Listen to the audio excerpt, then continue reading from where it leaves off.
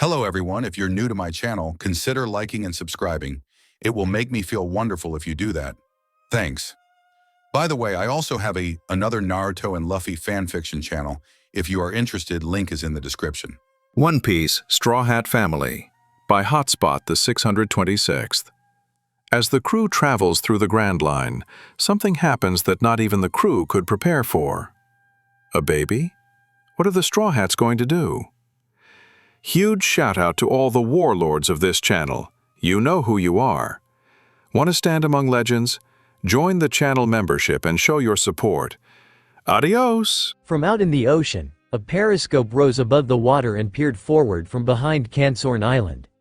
The scope was connected to the submarine ship of the Amigo pirates. In the ship, Colt caught sight of the island. "Is that it?" he asked out loud. Nearby, an Amigo pirate reported to the vice captain. "Yes. It's rock-bound and there are reefs all around it, so regular ships can't approach the island." "Well," Colt said as he raised the periscope and smirked confidently, "reefs aren't a problem for this ship." The luchador-dressed man soon stood up and approached the edge of the stand. He then shouted out to his crew, "All right. Let's go bug hunting. We're gonna get the big beetle that escaped from Boss Shiki's hideout. Let's go, guys." "Yeah," cheered the entire Amigo crew. They all were ready to accomplish their goal of their captain and vice captain, to eventually join with the legendary pirate in his dastardly plan. With haste, the submarine cruised through the water towards the island. The dangers that would prevent a normal ship from sailing too close mattered not to the underwater vessel. It would be only a matter of time before they would land and then cause all manner of chaos for this island. Meanwhile on the island, everyone was far too overjoyed to be concerned about any potential threats. A celebration was being held for the star rookies of the East Blue along with their crewmates. Throughout the island, the citizens of this little hovel, Little East Blue, were either preparing for the banquet or following their favorite rookies around the island. At the moment, most of them were traveling around the village showing off various unique structures related to their homes to Mika and Akio. First up, of course, was Luffy. "You see this, Mika?" Luffy shouted excitedly, currently riding on top of one of the blades of the only windmill in town. He held on while sitting perfectly still waiting for his blade to come back around. On the ground, Mika watched on amazed as her father came back around. Akio was more or less amused with the sight as a windmill didn't seem all that impressive. Just as Luffy came back around, he shouted out, "There are a lot of these at my home." After a few seconds, he was back to add on to his statement. "But none of them are this big." He then left again. Before he could get out of hearing distance, Mika quickly responded back with excitement. "Can I ride too?" she asked loudly. "No way," Nami said quickly, walking up along with Mayor Fabre. She placed her hands on her hips, signifying her grounded stance against her daughter's idea. "You're not made of rubber, you'll get seriously hurt if you fall off." "Ah, Mama," Mika said feeling embarrassed. Coming back around, Luffy released a chuckle loud enough for his daughter to hear. "She's right," he said smiling in agreement before going back up. "Daddy," Mika whined disappointingly. "Ho ho ho." The mayor laughed with amusement and joy. He then said, "I used to live in Windmill Village years ago. I thought this would be a wonderful symbol for our village." "Well, my husband and daughter seem to like it," Nami stated with a smile. "Maybe it's in their DNA or something." Fabre laughed out again. "Remarkable," he said before looked down at the young girl. "To think you two would have a child out here in the Grand Line. She is very healthy and active." "Thanks," Nami said proudly. Becoming bored with the windmill, Akio began looking around. "Is there anything else?" he asked out loud. "You could visit the dojo," the mayor stated pointing off to the side of the windmill. Overhearing, Mika looked back with interest. "Dojo?" she asked curious. "It's similar to the one that Mr. Rorinoa Zoro once trained in, I hear. It's just over that way," Fabre said as he pointed off to the left side of the windmill. "Cool," said both children amazed. They both then took off in a hurry. "Wait," Nami said hurriedly, attempting to stop the kids. "Don't go." "Don't worry so much, Nami," Usopp said trying to calm the young mother. "This island is completely harmless, and all these guys love us, they'll be fine." Nami frowned, but listened to her friend's suggestion. This island definitely seemed harmless. Ignoring that there was a giant beetle on the island, And the villagers were all friendly. She had also been assured that the giant beetle named Boss was currently recuperating after his fight with her husband and he wouldn't attack them anyway. It was probably just her motherly instincts overreacting. Nami. The young woman looked back at the windmill to her husband. She watched as he jumped down from the blade and landed in front of her. The young man grinned happily as he asked his wife, "Want to go to the Mikan Grove now?" With her worries gone, Nami smiled back and nodded. "Yeah, sure," she said happily. "Hurry up, Akio," Mika shouted out to her friend as they both made their way through the small forest on the island. It wasn't that much farther as they both could see the small, dojo-styled building through the trees even outside the forest. As they approached it, they soon heard the sounds of kids, potentially their age, training hard with the master of the dojo giving out lessons and teachings. Since Zoro had disappeared some time ago as well, they also suspected that the green-haired swordsman was there as well. "It's not like it's going anywhere, Mika," Akio responded as he kept his leisurely pace. "What's the rush?"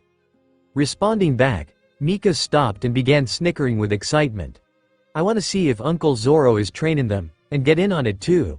Don't you think it would be cool to learn how to sword fight from him?" Catching up with her, Akio nodded, seemingly agreeing with her.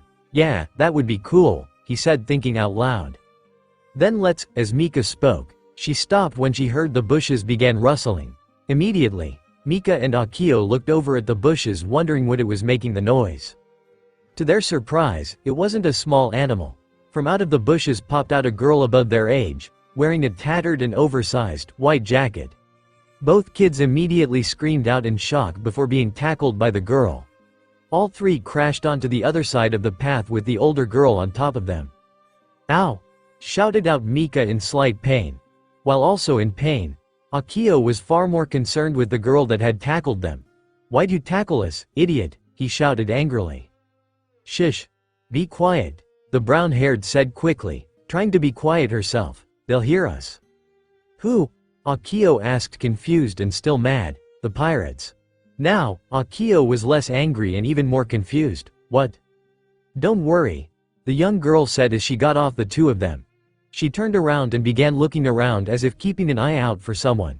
She then spoke up determinedly. "I won't let those filthy pirates keep you hostage any longer. Me and Boss will protect you." Having heard that, now Akio and Mika calmed down. They then both looked at the girl perplexed. "What?" "I don't think they saw us," the girl said confidently, referring to the pirates, before standing up.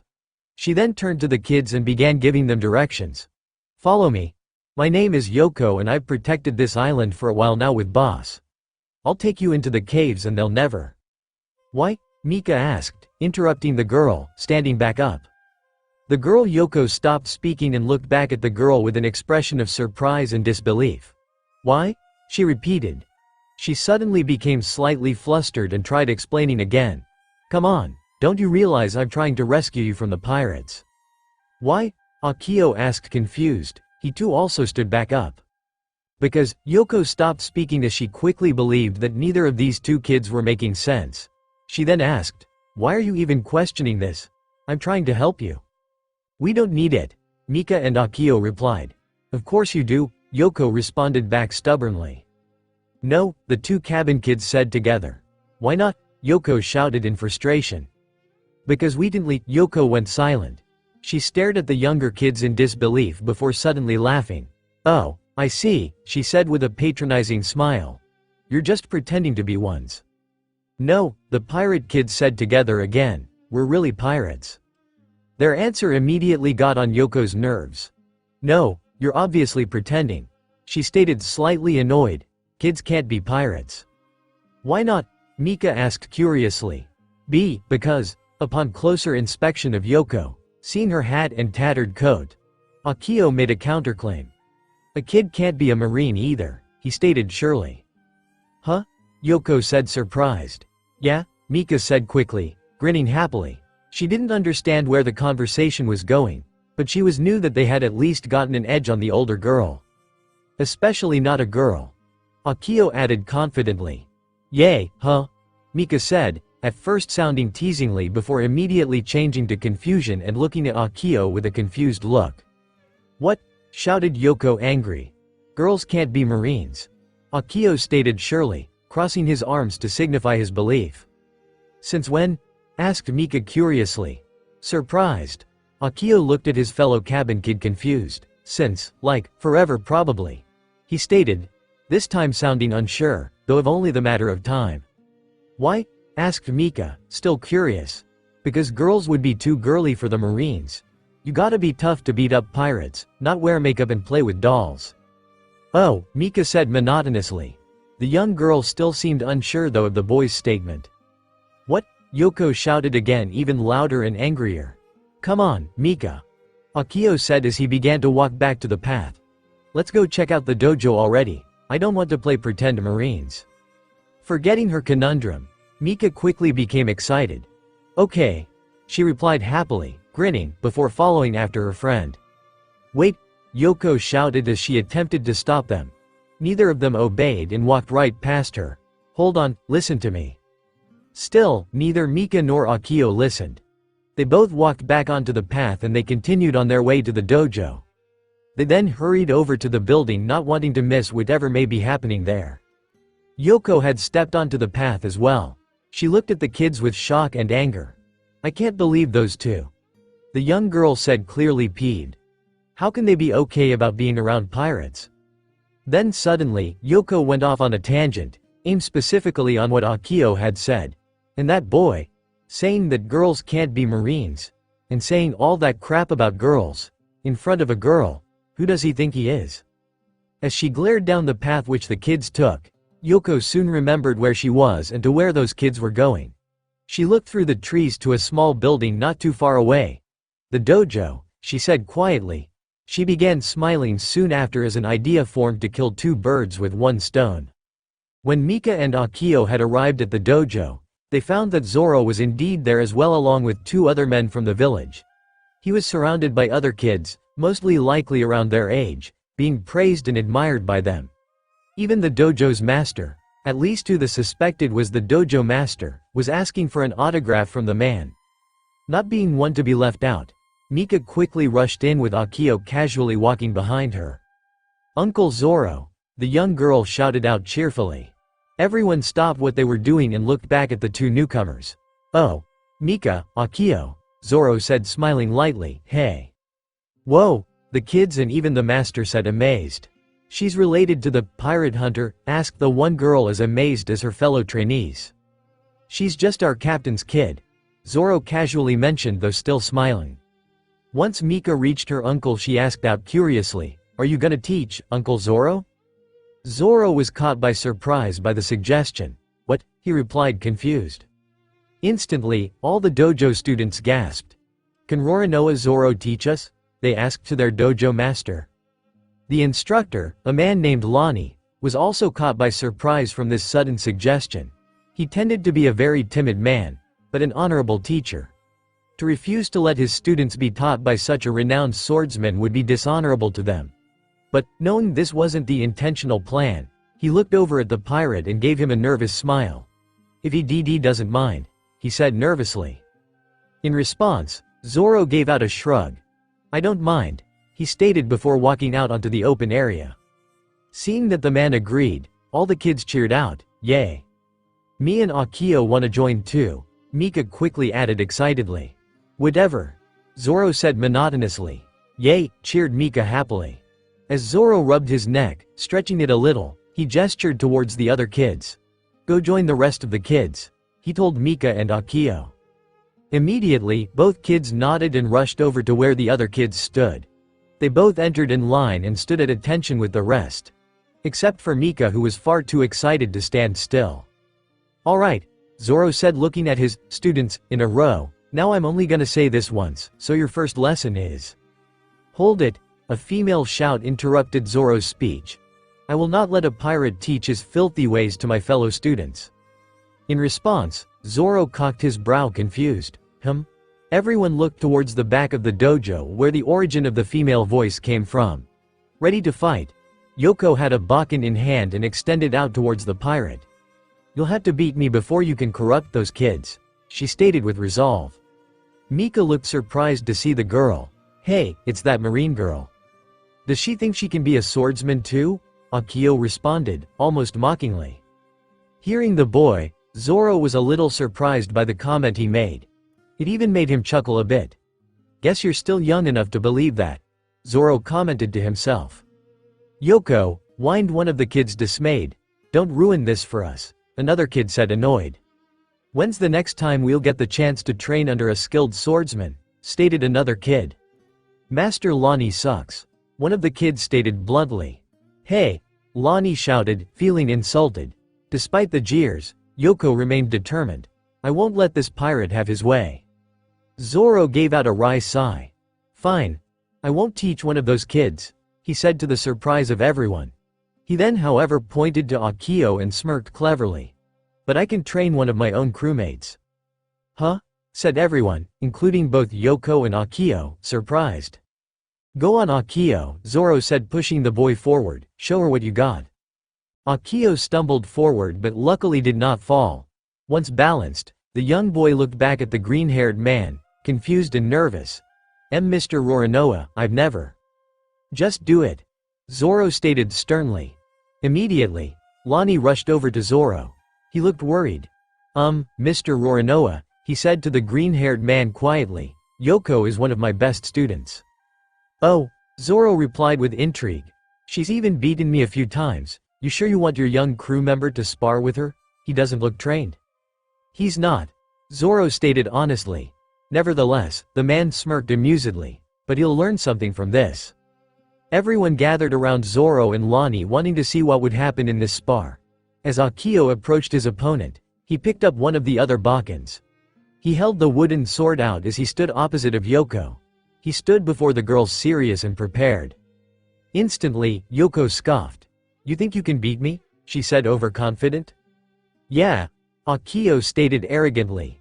Immediately after, he watched as the girl scoffed at him, which angered him slightly. Everyone watch, Yoko shouted towards the crowd of children. I'll show you why nothing good comes from being a pirate. Go, Zoro said regardless of Yoko's comment. Akio charged forward with his bakan up in the air. Knowing nothing of sword techniques, he only raised his practice weapon up high while also screaming to look intimidating. He was sure that this would end. Fortunately, he was severely misguided. With such a simple and reckless move, Yoko easily and skillfully avoided the strike and proceeded to bop the boy's undefended head. Ow! Shouted Akio in pain. He immediately dropped his sword and began rubbing and soothing the goose egg bump on his head. Yoko smirked. That's what a girl marine can do, punk, she stated coolly. Instantly, everyone laughed. Although he did not laugh, Zoro was smirking with amusement at his young crewmate's plight. He then stated out loudly, first lesson, never underestimate your opponent.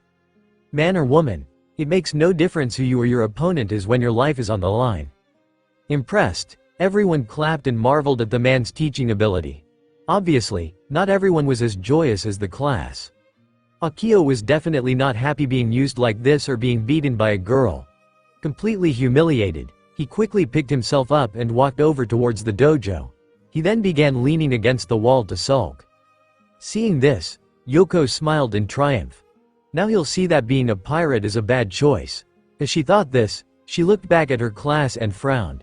Even with her display, they still praised the pirate who, she had to admit, gave them sound advice. Still, she could not stand for this. There's still no way I'm going to let you teach my class, pirate, Yoko shouted, still ever determined. Zoro looked at the girl and heard her declaration. He hadn't really cared, but this girl was starting to get a little bossy with him. He decided then to take this matter a little more seriously. Mika, he said, speaking calmly while looking at the girl. Surprised, Mika looked up at her uncle. She replied, curious. Ready for that lesson? Instantly, Mika grinned with joy. Yes, she shouted excitedly. The green-haired man then looked at the rest of the group of kids. You kids can watch, I guess, he stated uncaringly. Hi, shouted the kids excited. Wait, Yoko said frazzled. Apparently, this pirate was clever. As he walked, Zoro looked back towards Akio. He called out, you want to try actually learning how to use a sword, hotshot? Instantly, Akio scoffed knowing he was being mocked. Sword fighting is dumb, he said, trying to appear as a cool nonconformist. Whatever. Zoro said with a shrug, unconcerned with the boy's attitude. He then walked over with Mika to an open area. After having grabbed her own bakken, Mika was ready to start. "Come on, Uncle Zoro. Let's start," she called out eagerly before becoming nervous shortly, before Mama finds out and says, "No." Right, right," Zoro replied almost monotonously. "Hey," Yoko shouted angrily, gaining the man's attention. "You're not going to teach her anything either?" Immediately, Zoro smirked prideful. "I think being her uncle allows me to teach her when she asks." He then mumbled the next part, "and when that witch isn't around." Looking confused, Yoko shouted, "What? Uncle Zoro?" whined Mika impatiently. She had already grabbed her own bakken and was ready for a lesson. Yeah, I hear ya," Zoro said before turning back to Mika. Yoko glared angrily at the pirate, her rage bubbling as she believed that this pirate and his crew had tainted at least one child into treating them like family. She had enough of this. She began to walk quickly towards the pirate. Never one to stand by, Yoko was about to attack the green-haired swordsman with a self-righteous fury. Most likely to attack him by biting his head. As she approached him, she was also watching as Roronoa Zoro began his lesson with the young girl. He was completely distracted. Just as she was about to jump him, she watched a scene unfold before her that caused her to stop her attack. "Here," Zoro said to his niece, unnoticing Yoko's approach. He then proceeded to politely help Mika with her handling of the bakken. "Like this." Mika instantly responded with a smile. "Okay," she said happily. In her mind, a memory flashed before her eyes. In it, a younger Yoko was in the same position as Mika and being taught by a tall, broad-shouldered man wearing a marine coat and hat. The man watched the girl proudly as she practiced with a bakken. Then, in a fashion similar to how Zoro behaved, the marine man aided the young girl. "Here, sweetie. Like this." "Okay, daddy," young Yoko replied happily. Recalling this memory, one that was quite precious to her, Yoko instantly lost all her rage and intentions towards the pirate. Now, she was simply confused, unsure of her intentions, and even a little sad. Suddenly, she dropped her bakken, unable to continue. She then walked away from the scene, heading to the forest. While no one else noticed, nearly all were paying attention to Zoro's lesson. At least one person had caught sight of the girl's departure. Despite his current bout of indifference, Akio had glanced over just to see how things were going and saw what the girl was doing. He was about to attempt to stop her when she had stopped all on her own. While initially surprised by this, he kept watch on the girl in case she tried again. To his surprise again, the girl just turned around and began leaving. As he watched her leave, ironically passing him without a glance, he noticed her expression. It was full of frustration with a tinge of sadness. Why does she look sad? He thought curiously as he watched the girl disappear into the woods. While Zoro was bombarded with enamoring questions, Mika took the time to hail her friend. "Hey, Akio," Mika shouted excitedly. She really wanted her friend to join in on her fun, but when she looked for him she saw that he had taken off. Immediately, she became curious. "Where's he going off to?" she thought adventurously. All right, calm down," Zoro said sternly as he calmed down the kids. Once they did so, he started his lesson again. "Now, Mika, time to show you. Where'd she go?" Zoro and everyone else looked back at the spot where Mika had once stood. Nothing was there now except a bakken stick. The green-haired man then took a look around, noticing that Akio and the little marine girl were gone as well. At first he was concerned for those two, a part of his crew, but he felt they would be okay with each other nearby. The island itself was harmless anyway. Yoko ran through the forest, quickly and with a destination in mind. She wasn't just going off to find someplace to be alone. She needed to go speak with a friend. The only one that seemed to understand her. As she recognized where she was, she began slowing down to a walk. Once rounding a tree, her expression went from frustration to relief and mild happiness as she saw her friend. "Boss," she called out softly. Buried halfway into the ground, the giant beetle boss called out softly with a smile, happy to see the girl. As the girl approached him, his instincts sensed that the girl felt a little down, causing him to frown with concern. When she sat next to him, he let out a low moan, communicating his concern. "I'm okay, boss," Yoko told the beetle, vaguely understanding him. Still, she needed to vent. It's just, those pirates. They have 2 kids with them. That doesn't make sense, right? Boss let out another soft roar in response. His expression showed his confusion. Whether with the idea or just unable to understand it was unknown. Yeah, Yoko said softly, understanding that her friend was as confused as she was. And you know what's worst? The mutant beetle let out another soft roar, sounding like he was asking back. There's this little girl with them, and she calls them her family. Yoko kept a soft tone while she was becoming increasingly sad. I wouldn't believe it at first, but then, I saw how one of them treated her. It reminded me of Dad. A little surprised, Boss let out a curt roar with astonishment. He looked down at the girl sympathetically while the girl remained quiet. Sensing her sadness, the beetle felt the need to comfort his young friend. He extended his small mandibles out towards the girl. With his brush-like appendages, he began gently brushing Yoko's head and at first. Yoko began smiling as she greatly appreciated the gesture. Thanks, boss, she said to the giant bug warmly. In response, Boss roared happily. His small gesture had been greatly received by his young, little friend and he was happy for it. Whoa!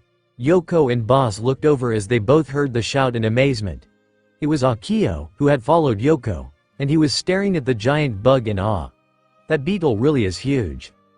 Boss let out a curious-sounding roar as he understood the boy-child approaching him. Despite the distance between them getting shorter, the beetle remained calm and interested in the boy. Yoko quickly stood back up. She then stood in front of the beetle as if protecting him. What do you want, punk? She shouted venomously. Ignoring the hostility, Akio approached them slowly. Man, I wish I had found him on my home.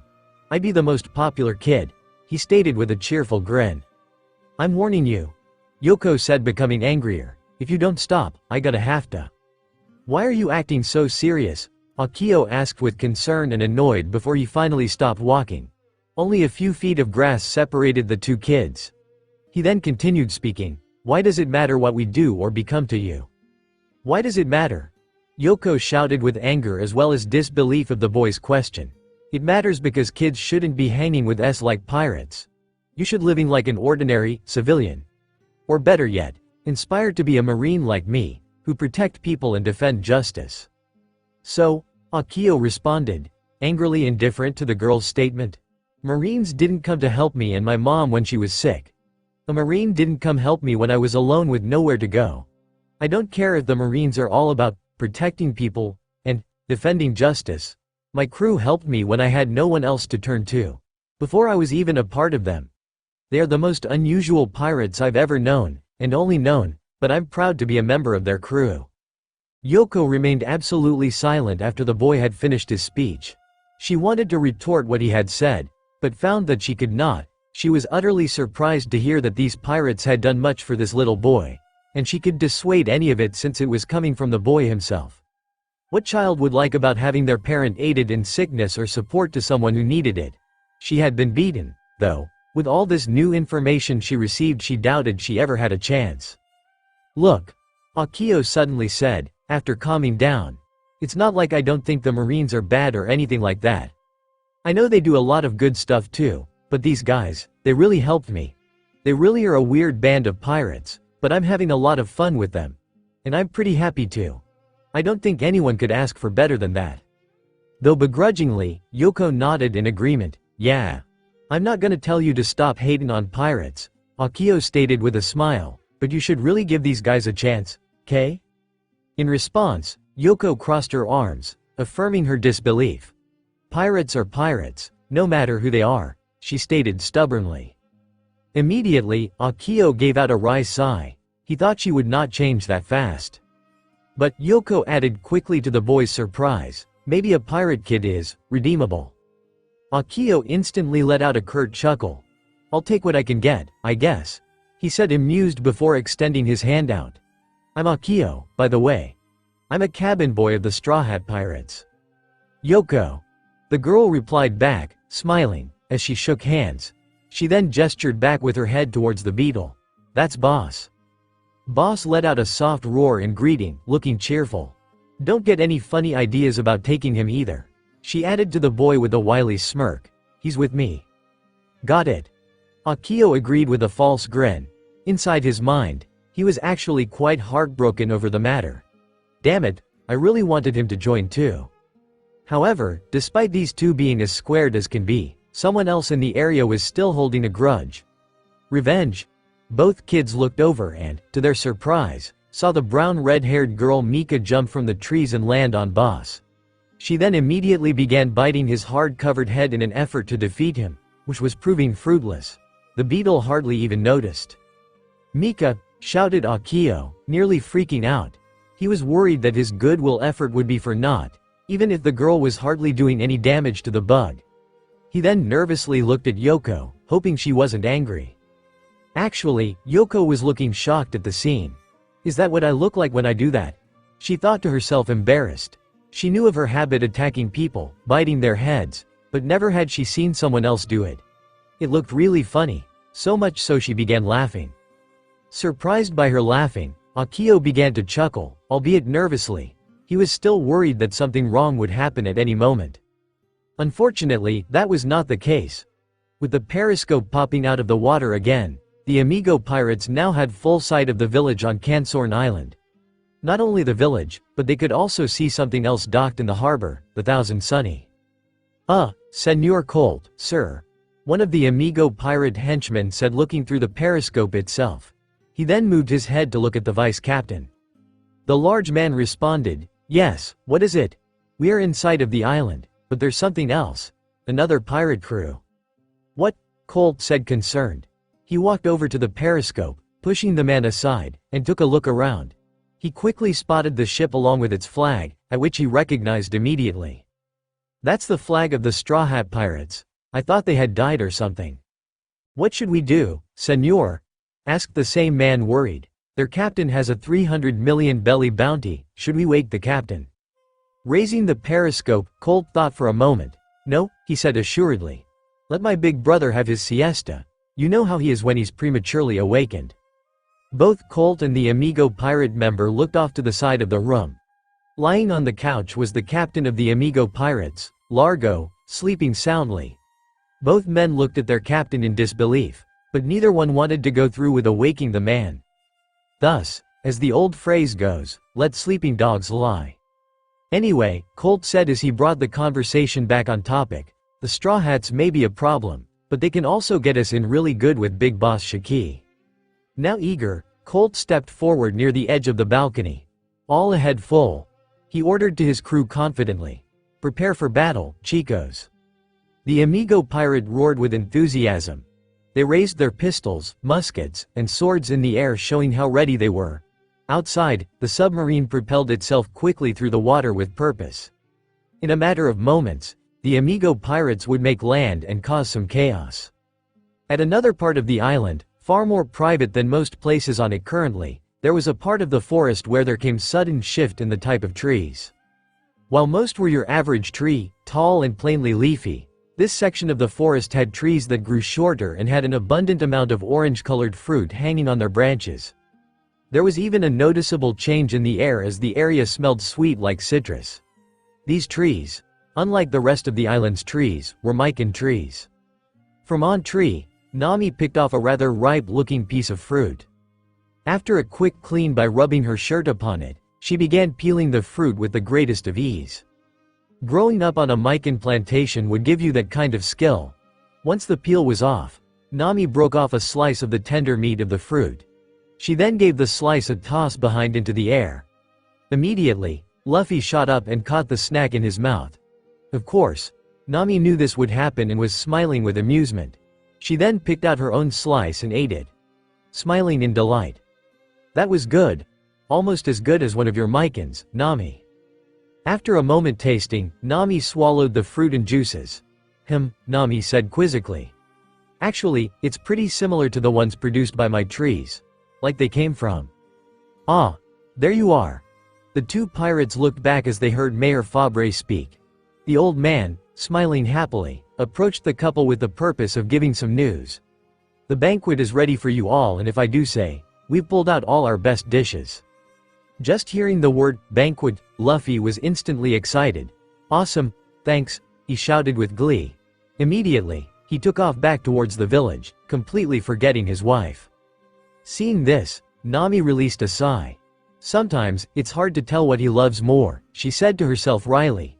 Despite this, she still smiled, having expected this to happen of her husband. Walking forward a little, Fore spoke to the young woman. I see you've been trying our locally grown micans. He said, delighted while nodding with pride. Yes, Belmir's grove has certainly produced some outstanding fruit this year. Nami blinked quickly. Belmir's grove? She repeated in surprise. Yes. Fore said joyfully. It was named by Yoko's father when he was still alive. Yoko's father? Nami asked curious. He was a marine captain and he moved himself from the active line to come here and defend our little home. He told me it reminded him of home and that our home should be protected as a true sign of peace in the chaotic Grand Line. What happened to him? The old mayor released a saddened sigh before answering. He was killed defending Little East Blue from pirates. Fore said sullen. Poor Yoko. She was left without her father, her only family left. The young, orange-haired woman frowned. What the old man had told her was awfully similar to a moment in her life she would not wish to recall. Nevertheless, she was still curious about the grove. She asked, why did he name the grove, Belmir? From what I recall, he did so after being inspired by one of his seniors who was named Belmir. I heard she had a love for micans. Really, he had also done it for Yoko, Fore added. His daughter? Why? Simple, my dear, she looks up to her as a role model. You know about Grammy Belmir? Mika said amazed. Back with the kids, everything had been settled quickly enough. Yoko was of course no longer attempting to display the marine spirit in trying to rescue them, and treating them like children. After Mika had been removed off boss, Yoko had explained a few things, albeit with some contempt, that all had been squared between boss and the captain. Though, a fight still would be taking place when boss was all better. With that said, Mika easily forgave the bug on the spot, much to everyone's disbelief. Now, the kids were just talking and sitting around the giant beetle. He himself resting peacefully, figuring that nothing would happen. At the moment, Yoko had been explaining why she wanted to be a marine and that she was inspired by both her father and the many marine women he knew about, including his senior Belmir. Now, returning to that conversation, Yoko was currently looking at Mika in shock. Grammy, she gasped in disbelief. Marine Captain Belmir is your grandma? Mika smiled happily and nodded. Yep, she's Mama's mommy, she told the girl unashamed. Which one was she? Yoko asked intrigued. From your group?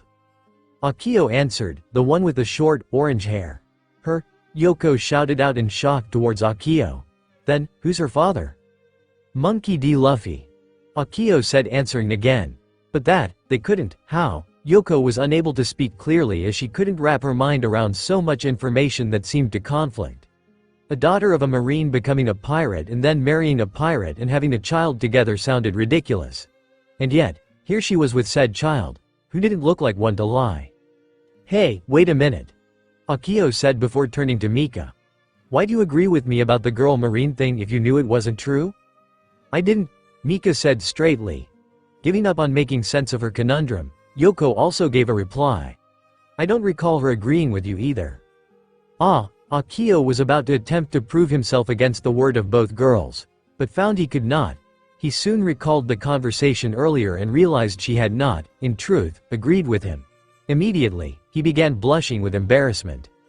Man, he said before crossing his arms and looking away from the girls to hide his humiliation, now I feel like a jerk.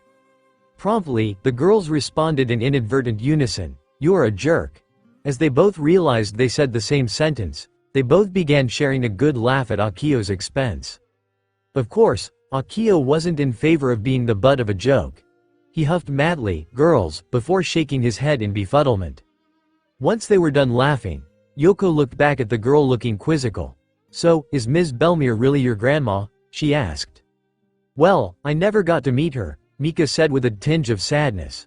Mama said Grammy died when she was a little. Oh, Yoko said sorrowful. But, Mika said abruptly, smiling happily. She then began playing with her hair until it looked like a mohawk. Mama told me she liked to wear her hair like this. Akio snorted, nearly laughing. Seriously? He said while covering his snickering smile. He soon stopped as he saw Mika's disapproving glare pointed right at him. Immediately, he reined in his facetious attitude. Yoko chuckled humorously before speaking to Mika again, nodding. That's right. My dad told me about her weird hairstyle too. Letting her hair down, Mika looked appalled by what the girl had said. Weird, she said before speaking again confidently. It's a super cool, woman have guts hairstyle. Both Yoko and Akio looked at the girl perplexed before they both began laughing. This time, Mika began blushing a little embarrassed. Well, she said meekly, that's what Grammy used to say to Mama. That's what my dad told me too, Yoko said before going back to laughing. As he began to stop his laughter, Akio asked a quick question. So, where's your dad, anyway? Out on the seas fighting pirates, right? Instantly, Yoko stopped laughing. Her mood immediately turning sad, even lowering her head crestfallen. He died, she said outright in a low, mournful tone. He died protecting me and this island. Oh, Akio said immediately regretting his question. He felt like immediately apologizing. It's okay. Yoko said cutting Akio off and putting up a smile for the young kids. She then patted Boss's hard shell with pride. Not too long after, Boss showed up. He's helped me protect the island ever since. Despite this, Boss only seemed to frown. Though the girl was smiling, he could sense that it was fake, hiding the real behind it. He let out a low roar voicing a concern over the girl. Noticing the beetle's attitude, Yoko looked at him confused. Before she could ask him, she suddenly felt someone wrap their arms around her. She was completely caught by surprise and looked back behind to see that it was Mika that was hugging her. Confused, she asked the girl, "What are you doing?" "You feel sad," Mika stated, sounding a little sad herself. "I'd be sad too if I lost my daddy too." "Mika, you feel like you need a hug." Yoko didn't say anything in response to the girl. Somehow, Mika had understood her true emotions and was comforting her the best way she could think of. Then, she felt the familiar brushing from Boss's mandibles stroking her hair, also attempting to comfort her. Though she was still sad, the young marine girl couldn't help but smile as tears started falling from her eyes.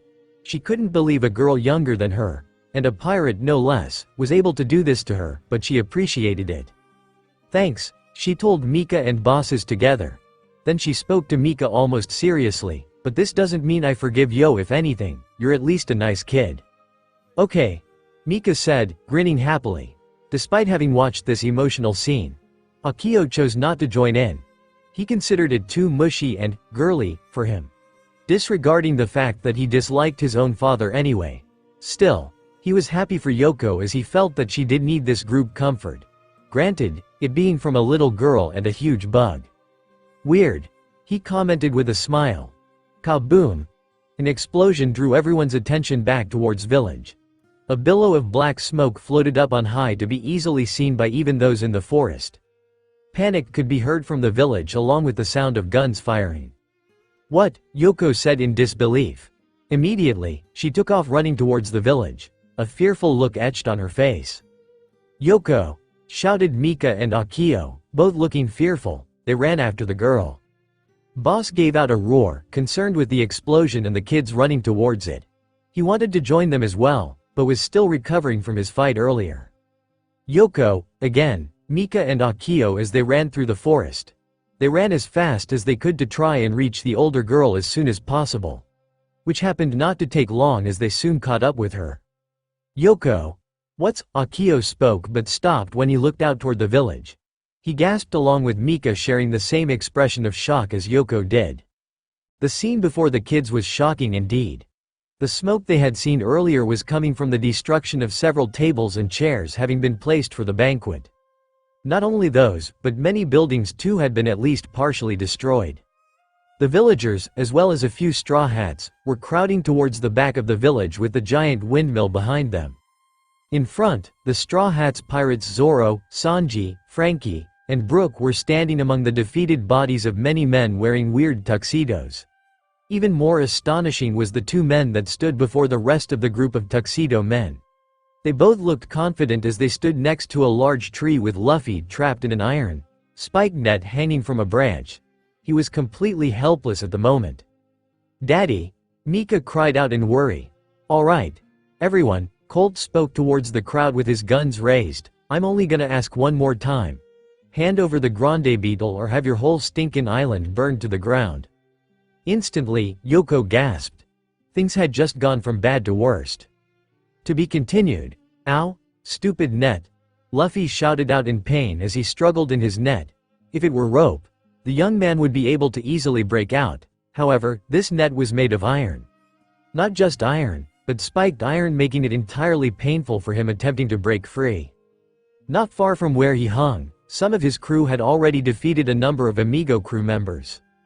Zoro and Brook both had their swords out. In Zoro's case, just 2 of his swords were out. Frankie had removed the skin-like cover off his right fist, revealing its true metal nature and durability.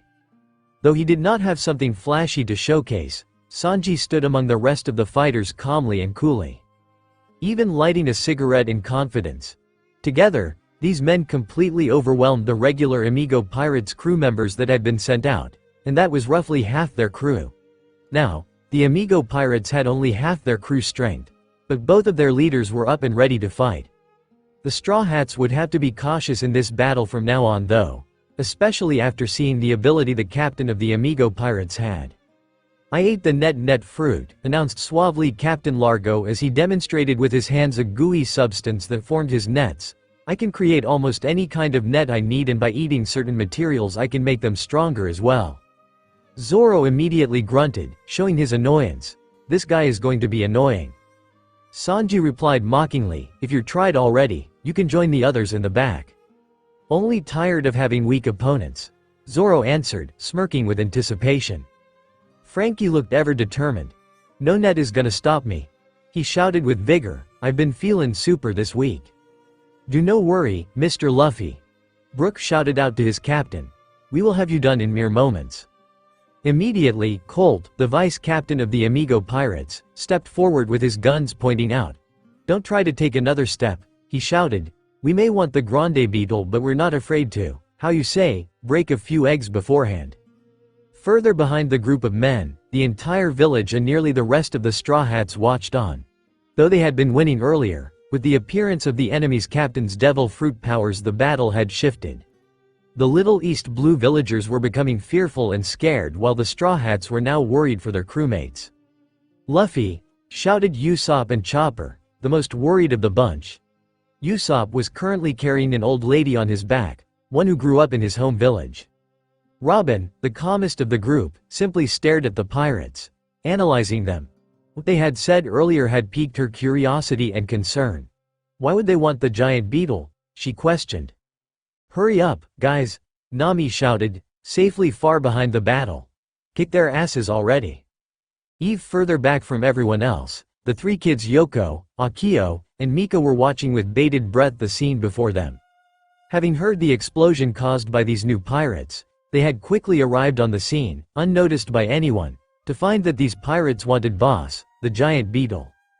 Even more troubling, more so for Mika than Akio, though still worried too, was that Luffy was already incapacitated. Daddy, Mika shouted, hysterical and about to run out. Luckily, Akio quickly caught her. Don't go out there, he told the girl protectively. You can't do anything for Captain Luffy now. Let Mr. Roronoa and the others handle this. But Mika said, wanting to retort but could not. The expression Akio was directing at her, one of fear and worry, showed that she would most likely be in danger going out there. She then stopped attempting to run out. Look, see, Akio said, grinning confidently as he pointed to their crewmates about to fight. They're already on this. Those guys won't know what hit them. Unfortunately, the comment was truer for the Straw Hats than the Amigo pirates. Zoro and Brook were to attack, believing they would have the upper hand against the net man with their sword skills. This proved to be true for a moment, but Largo soon turned the tables on them with his mucho sticky net. Though they were able to slice through some of the substance, it soon began sticking to their swords and eventually their whole body. In no time, they were entangled in a sticky net and unable to break it. This came as a shock to both Akio and Mika.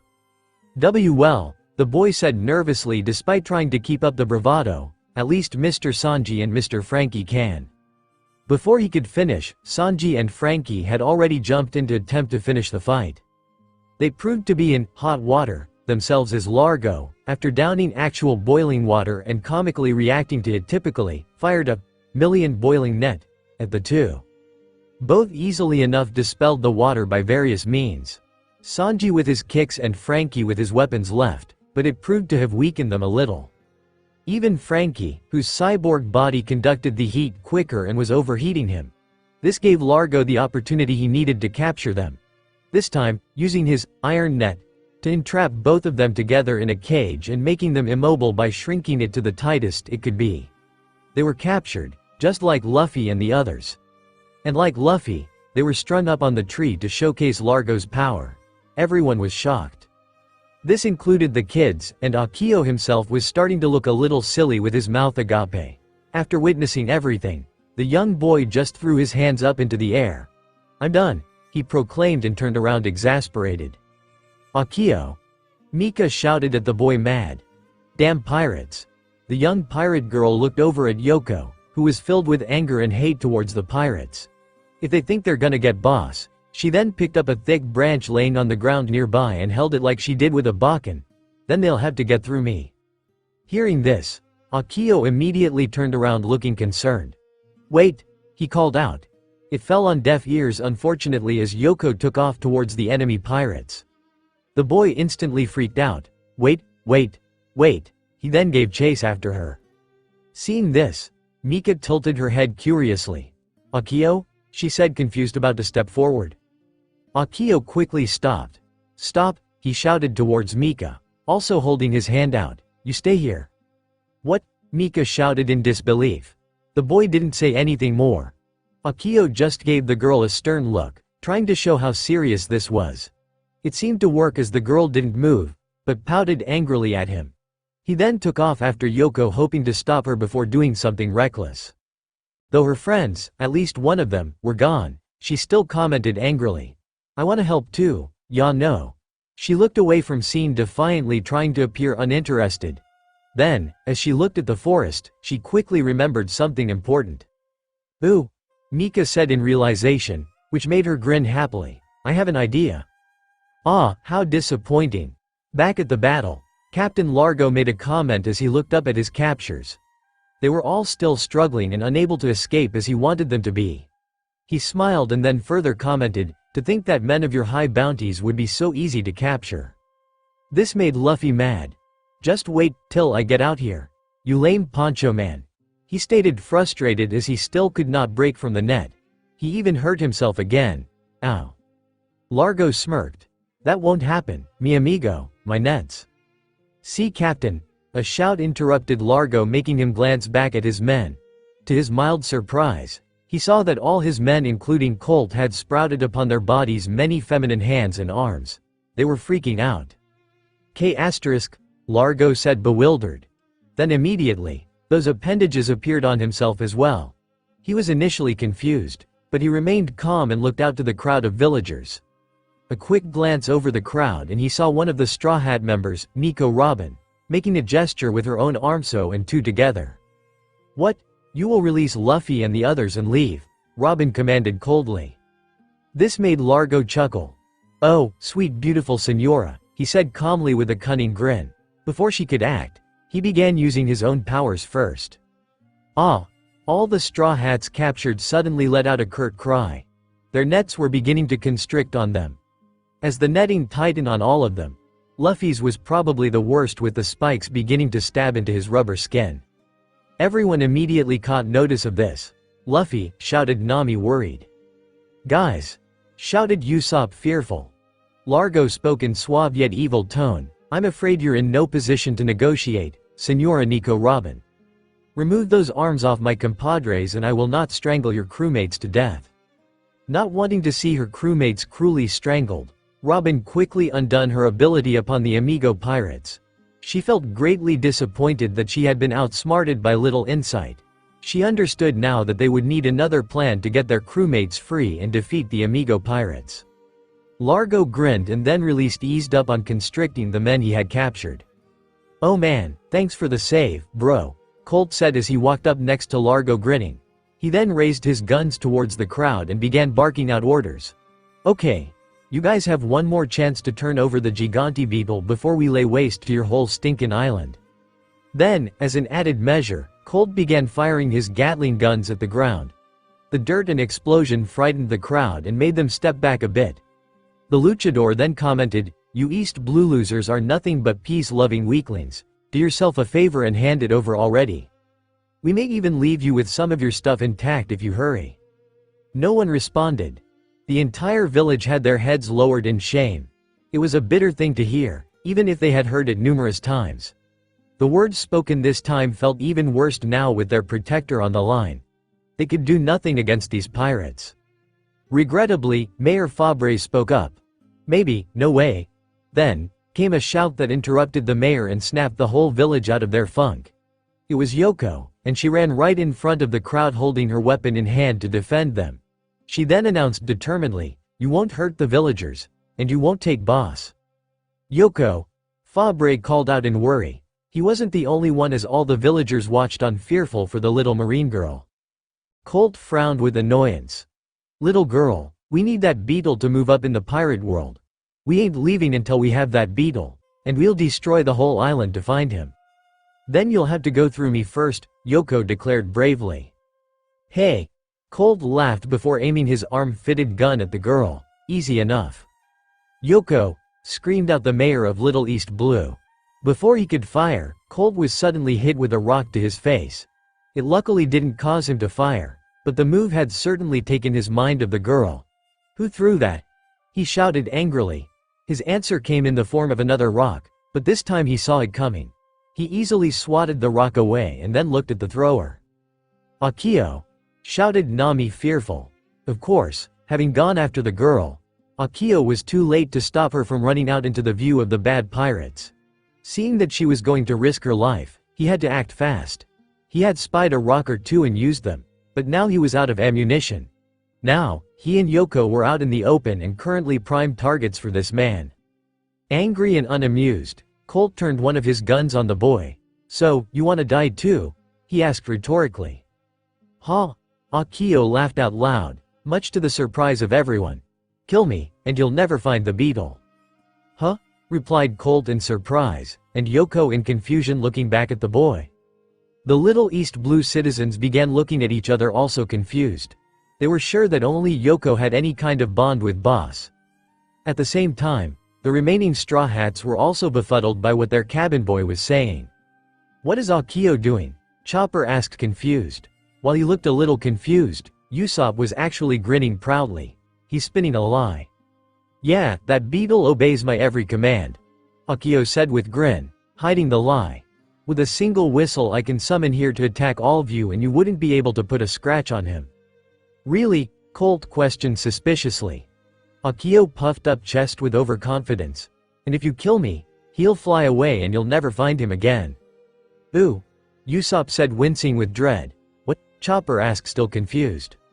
"He goofed up the lie," Usopp said grimly. As Usopp predicted, Colt had immediately caught onto the loophole. "But he won't if we kill anyone else," he said grinning evilly before aiming his gun at the crowd. Instantly, Akio paled. "Oops," he said audibly. "Nice going," Yoko said mad towards the boy. "Okay, boy," Colt said keeping his guns aimed at the crowd. "You better summon that beetle before I—" The man stopped as he caught his brother walking by him. Holding off for a moment, Colt looks at his brother confused. Bro?" he asked. "What are you doing?" Largo stopped and then raised his hands up to his ears, cupping them almost. He had a faint smile as he answered his brother.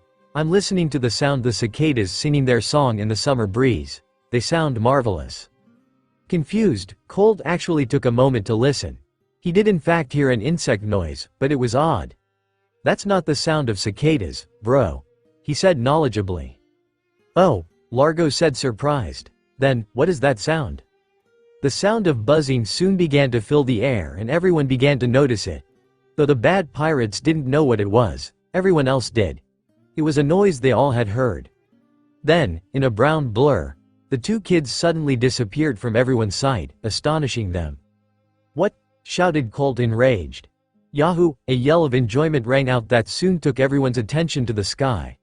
Flying high up was Boss with Mika riding on him and the other two hanging onto his tusks for dear life.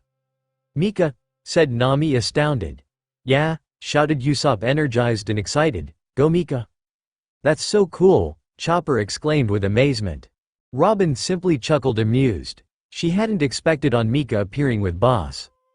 Upon seeing Boss, the villagers immediately began cheering joyfully.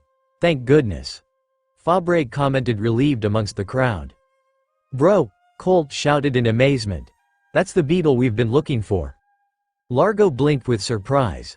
"I thought we were looking for a stag beetle," he commented absent-mindedly.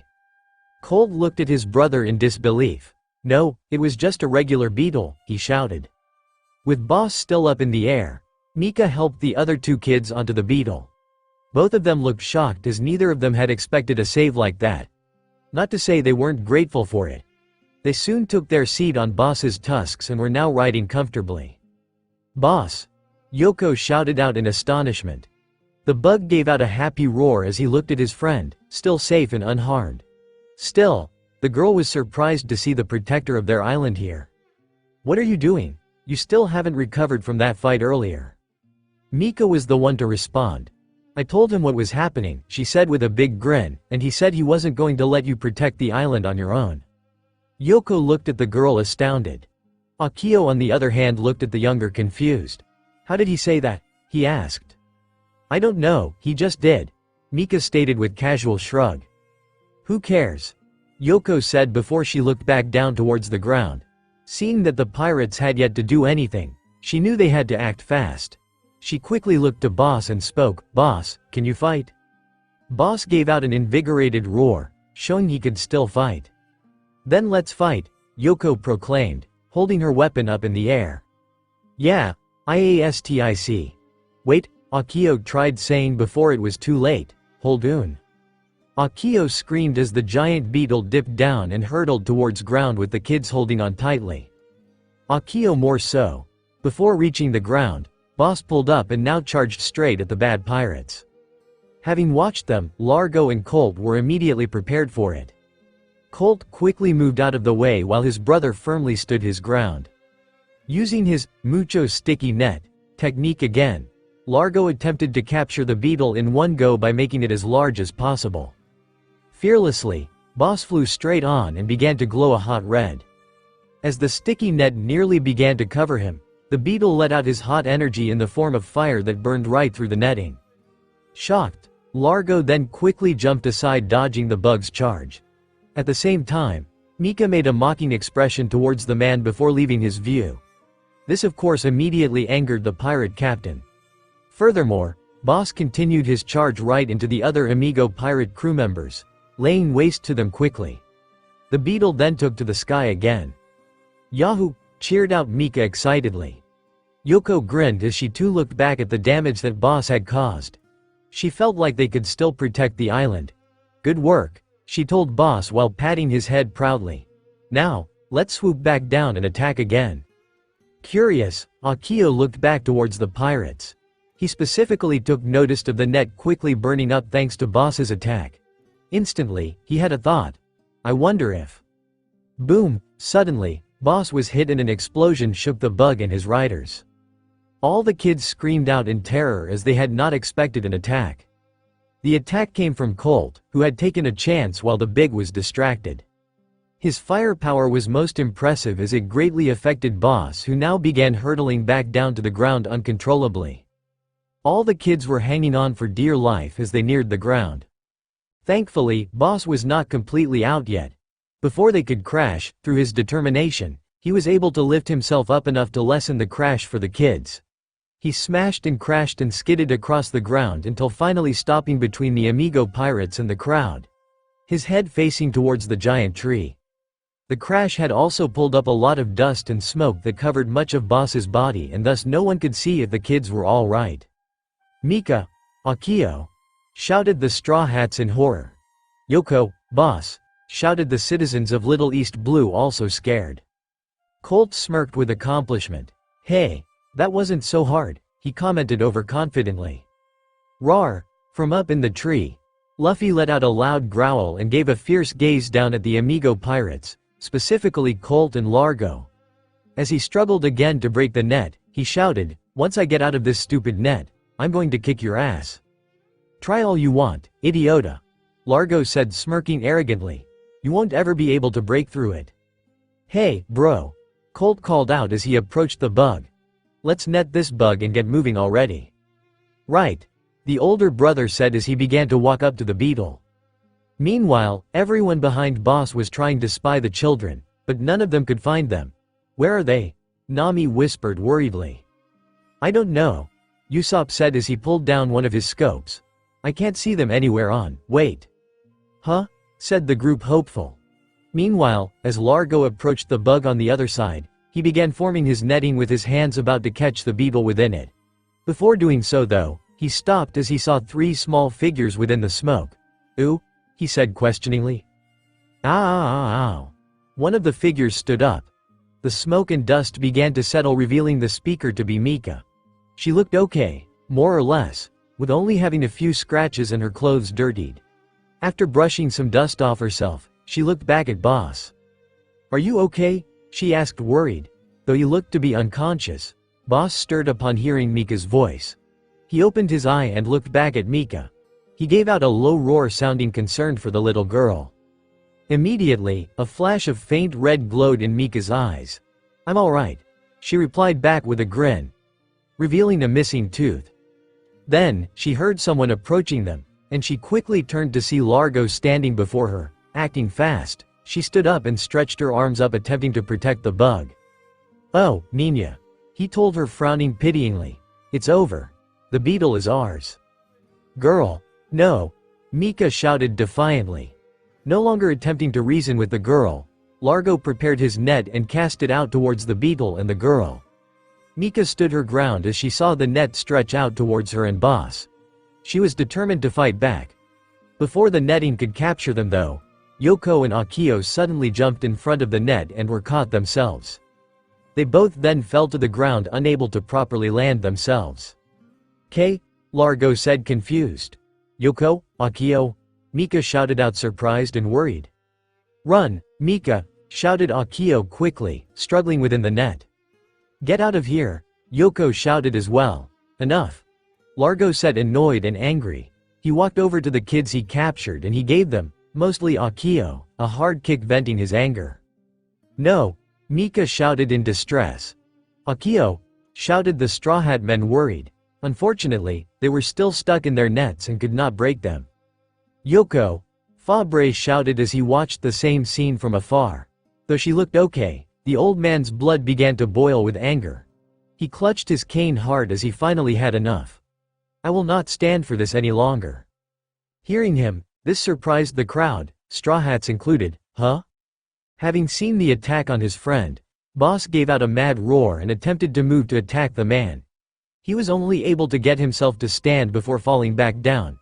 His injuries were still too much. "Boss!" Yoko shouted in worry, wincing, sliding in pain. "Now then," Largo said before extending his hand out behind himself. Instantly, he began forming a cage of metal and growing it to a large size. One big enough to fit the beetle in.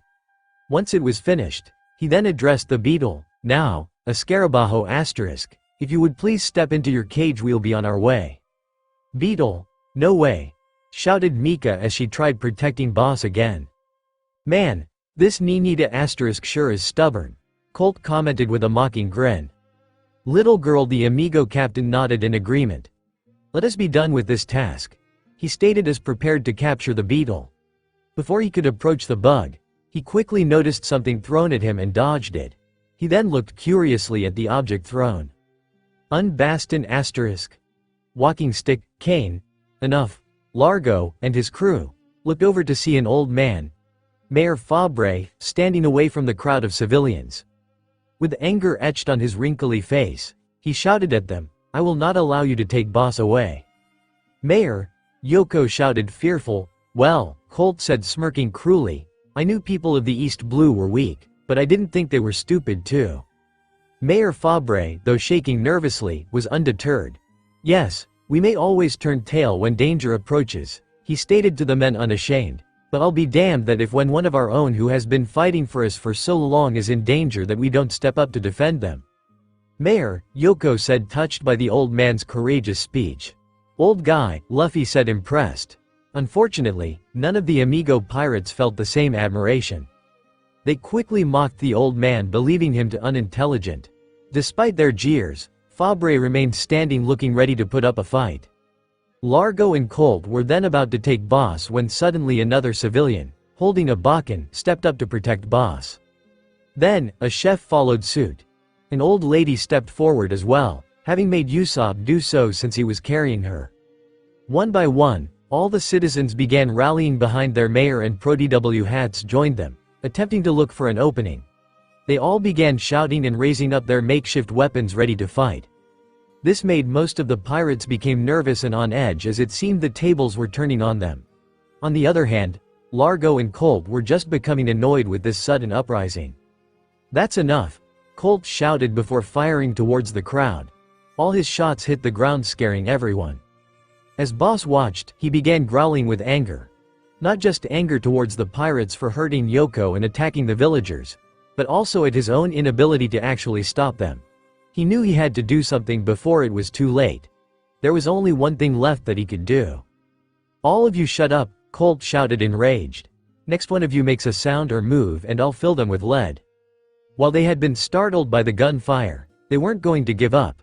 They were about to attack the pirates when suddenly a bright light blinded and stopped them. This was the same for everyone else, and they quickly covered their eyes. None of the pirates, Amigo or Straw Hat, knew what was happening, but all the Little East Blue citizens knew exactly what was going on. "Boss!"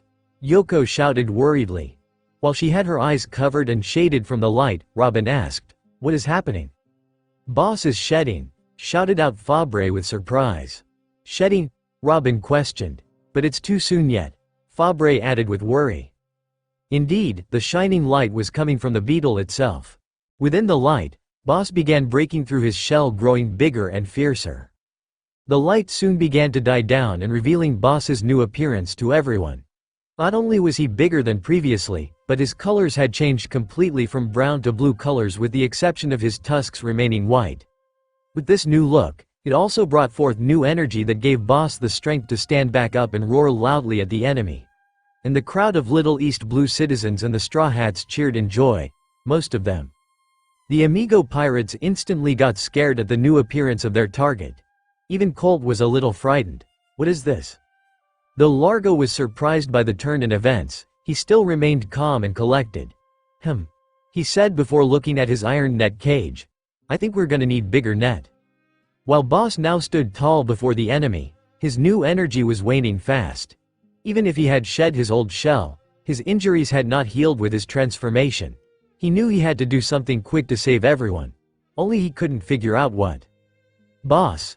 A shout came from Akio that immediately grabbed the giant bug's attention. Quickly, the boy pointed up towards the nets where Luffy and the others were still trapped. He then told the bug confidently, "Breathe fire on them." "What?" shouted the trapped Straw Hats in shock. "Huh?" said the other Straw Hats, minus Robin. Boss smirked, understanding what the boy had in mind. The beetle began glowing a familiar hot red-colored energy. He then lifted his head towards the captured pirates, still smirking determinedly. Instantly, all the captured fighters tried to stop the beetle. "Wait, wait, wait, wait!" They all shouted hurriedly to deaf ears, flailing arms. Without hesitation, Boss released the energy stored within him as fire and launched it in 2 streams at the captured pirates. The men screamed out before the fire hit all 3 of them. Everyone on the village's side screamed out in horror and shock. The Amigo pirates, with the exception of Largo, were shocked as well. After only a few seconds, Boss soon stopped breathing fire and dropped back down to the ground, tired and exhausted. "Ho? Are we done already?" Largo spoke confused. "Akio!" Mika shouted angry. "Why'd you tell Boss to burn them?" "Because," the young, chocolate-haired boy said before looking back up at the tree. With only a few seconds having passed, the fire broke the strings that held their nets up and Akio watched them drop. Immediately, Akio smirked cunningly. "Fire beats nets." "'Kay," said Largo, surprised. As the fire cleared, it looked that all the Straw Hats were fine. Slightly charred, but fine. The fire had indeed worked as Akio believed it would. The fire burned away all the nets, even the iron ones. All of them began standing back up, slowly, ready for round 2 against the Amigo pirates. "Thanks, guys," Luffy said with a grin towards the kids and boss. Grinning fiercely now, Luffy cracked his knuckles as he looked at the Amigo pirates, specifically Largo. "Now it's our turn, and you know how this song and dance goes. The good guys win." Thanks to the inspiration from the actions of the kids and boss, the citizens of Little East Blue aided the Straw Hats in defeating the Amigo pirates, using their knowledge of the island to their advantage. So, while Zoro and the others handled and defeated Colt, Luffy of course took on Largo. It was a fierce fight, with Largo's net abilities working in surprising ways, but in the end Luffy prevailed, beating the Amigo pirate captain and destroying his submarine ship at the same time. Having used his third gear technique to do so, he almost fell into the ocean, but was caught just in time by Boss with Mika, Akio, and Yoko riding along. "Thanks, guys," Luffy said with a squeaky voice, since his size shrank tremendously due to third gear. Seeing his new form, all the kids were shocked. "Who is this?" they shouted confused. "I'm Luffy," Luffy shouted right back enraged. Now, as the sun began setting, the whole island was in an uproar of joy and celebration. The banquet once to celebrate their home sea's infamous rookies was now one of triumph and pride. The people of Little East Blue, once hailed as cowards, had defended their island and protected their protector. They were feeling great about themselves. Of course, the Straw Hats were still very much the guest of honors and enjoyed themselves. Sanji even helped cook the feast. At least, most of them did. "Mama," whined Mika madly. "I want to go play." "No way," Nami said stubbornly. She sat at one of the many tables set up with her arms crossed and frowning seriously. Her daughter was sitting next to her, also frowning. "Why not? You already lost a tooth. I am not going to let you get any more hurt than that." Mama, overhearing the conversation, Usopp looked up from eating. He smiled before speaking. "Come on, Nami, it was only a tooth." Nami quickly glared at Usopp enraged. "Maybe I should punch one of your teeth out then?" she shouted as she held up her fist threateningly. Usopp backed off instantly. Scary, he thought, afraid. Thankfully, Chopper was nearby. "Don't worry, Nami," the little doctor said, smiling cheerfully. "I've checked her over. She is perfectly healthy, and there are even signs of a new tooth growing already." Robin, also sitting nearby, chuckled as she gave her 2 cents. "Girls do develop much quicker than boys as well. I'm sure she will be fine." The orange-haired mother looked towards her 2 intelligent crewmates. Despite her current overprotectiveness, she did hear them both out and relented. "Fine," Nami said begrudgingly. "Plus," Frankie added with a grin, "Sis looks super with her battle scar." "Battle scar?" Mika said, surprised. "Yeah, you put up a real good fight today. I think that lost tooth of yours makes for a super battle scar." "Cool," Mika shouted excited. She then looked over at her father, eating his fill and then some, and tried to get his attention. Daddy, look, I have a battle scar now." Pausing between plates, Luffy heard his daughter and grinned cheerfully. "Awesome, Mika," he told the girl honestly. "Yay," Mika shouted cheerfully. She then looked over at Akio, grinning. "I have a battle scar, Akio, Yoko." "That's cool," Yoko said happily. She sat nearby next to Boss, who's still resting, both enjoying the party as well. Hearing her, Akio frowned. "Losing a tooth is not a battle scar," he stated grumpily. Then, he pointed to the large, swollen is more a scar than that. Finishing his mug, Zoro looked at Akio, grinning teasingly. "Stop complainin'," he told the boy. "Accept your punishment like a man." "Ya no," Akio said, fuming and rubbing his bump. "If it weren't for me, you all would be still trapped in those nets." Yeah, those that had been trapped said in a bored tone. "You're all are jerks," Akio shouted in frustration. The whole group laughed, with the exception of Mika and Yoko, which only made the boy frown deeper. It was not out of mockery that they laughed, but rather just in the liveliness that Akio was showing. A few days ago, the boy was still rather submissive to everything. And now, he was arguing and raging against his crew much like they would any given day. It was exciting. Then, it was time for the Straw Hats to leave. The adventure never ends, and the group had their next destination awaiting them. Already some of the crew and traveled back, leaving only those of East Blue origins and the kids to be seen off by the villagers. They each had something of home and a person from it that they had bonded over with. "Hey, Yoko." Nami spoke to the girl in the marine garb. "Yeah?" Nami smiled and rubbed the girl's hat-covered hair. "Make Belmir proud," she said before leaving with the others. Yoko was confused at first, but she soon recalled what Mika and Akio told her.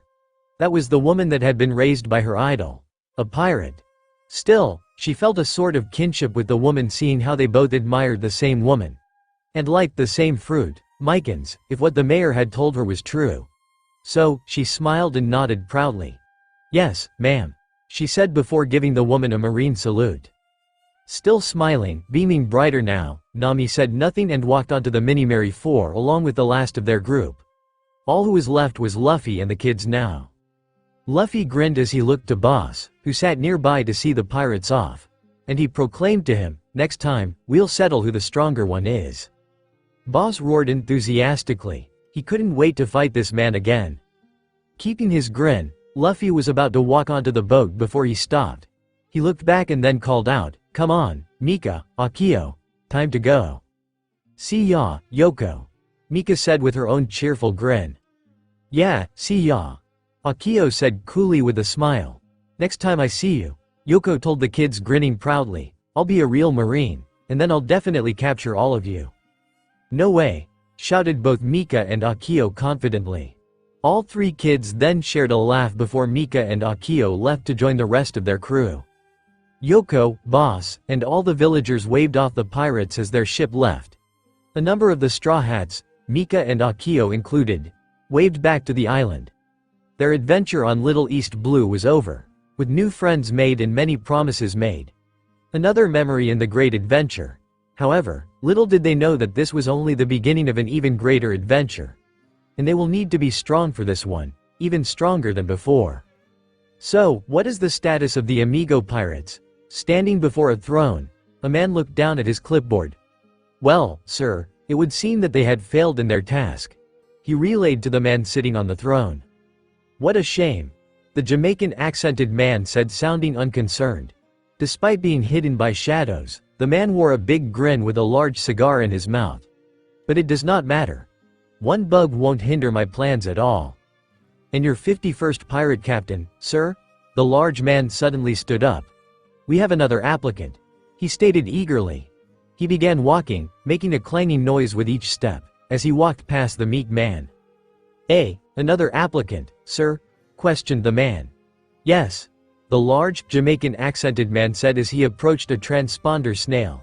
It had a unique design, a black beard and black braids. The man then picked up the receiver and spoke into it. "So," he spoke into the receiver, grinning, "there's an opening." "Great," a response came from the snail, copying the speaker's eager grin. "I can't wait to be a part of this plan of yours, Captain Shiki." Zihahahaha. The sun beamed down brightly on another day in the Grand Line. It was a marvelous day, however, it may be even more so in a particular spot in this stretch of the sea. A short distance away from the Red Line, the landmass that divided the world from east to west, was a prime location built from human ingenuity and manpower. Standing tall above the potentially chaotic seawater stood the resort island, Spa Island. For many, it was like a beacon of rest and relaxation in an otherwise dangerous ocean. All sorts of people, who could afford it at least, come here for an unforgettable vacation and forget their worries. Even pirates will, legally of course, partake in such rapture as long as they didn't make a fuss. And thus, right now, this is where we find one such pirate enjoying what she believed was a matrimonial rite. At the moment, Nami laid on her lounge chair, fully exposing her seductive body to the rays of the sun, only wearing a cute, magenta-colored bikini set along with a pair of sunglasses. As she lay there totally relaxed, she began speaking contently, seemingly towards the lounge chair next to her, apparently occupied by someone. "You know," spoke Nami, "I'm really glad we could finally have a honeymoon. After experiencing so much trouble, it's nice to kick back and relax with someone." Then, Nami gave out a wry sigh as she looked out towards the pools, appearing slightly irritated. Now, if only my husband thought the same way.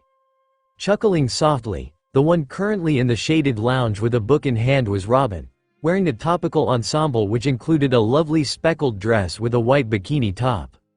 They both were looking from their spot towards the pools and other water attractions where they could see many of the crewmates enjoying the aqua fun. At the moment, it was only Luffy, Usopp, Chopper, and the kids playing around in the many pools this luxurious building had to offer. It seemed to be their only focus currently. Well, did you really expect to have a private stay in such quaint place without any of us partaking in as well? Asked Robin cheekily. Immediately, Nami sent a glare towards the older woman. You're really sneaky, you know that, she stated displeased. Robin chuckled again, feeling no shame nor was apologetic towards the woman. She understood that, even if Nami wasn't completely happy with the situation, she would be overall okay with it. Of course, it was by her suggestion that they came here in the first place. Huh? Honeymoon? A little while earlier, when they were still at sea, Luffy questioned confused to Robin. Both he and Nami were currently with her sitting in the kitchen together. Seeing her husband confused, Nami happily explained the idea to him. Yeah. It's like a vacation, but just for you and me. It's kinda like a tradition for newly wedded couples to go off somewhere exotic and become a bit more personal with each other. I already have a place picked out for you, Robin said before laying out an article in the newspaper. A wonderful facility called Spa Island, hosting a numerous variety of pools, shops, food, and other forms of entertainment for relaxation. Ooh, it looks fun, Luffy said excited as he looked down at the many pictures shown in the newspaper of pools, buffets, and people having fun. Looking over the same page, though at the more relaxing pictures, Nami looked sold as well on the place. It does sound great, she then looked over to the information column and read quickly, and we'll be sailing by it too. Great, Luffy proclaimed eagerly. Then let's head to Spa Island.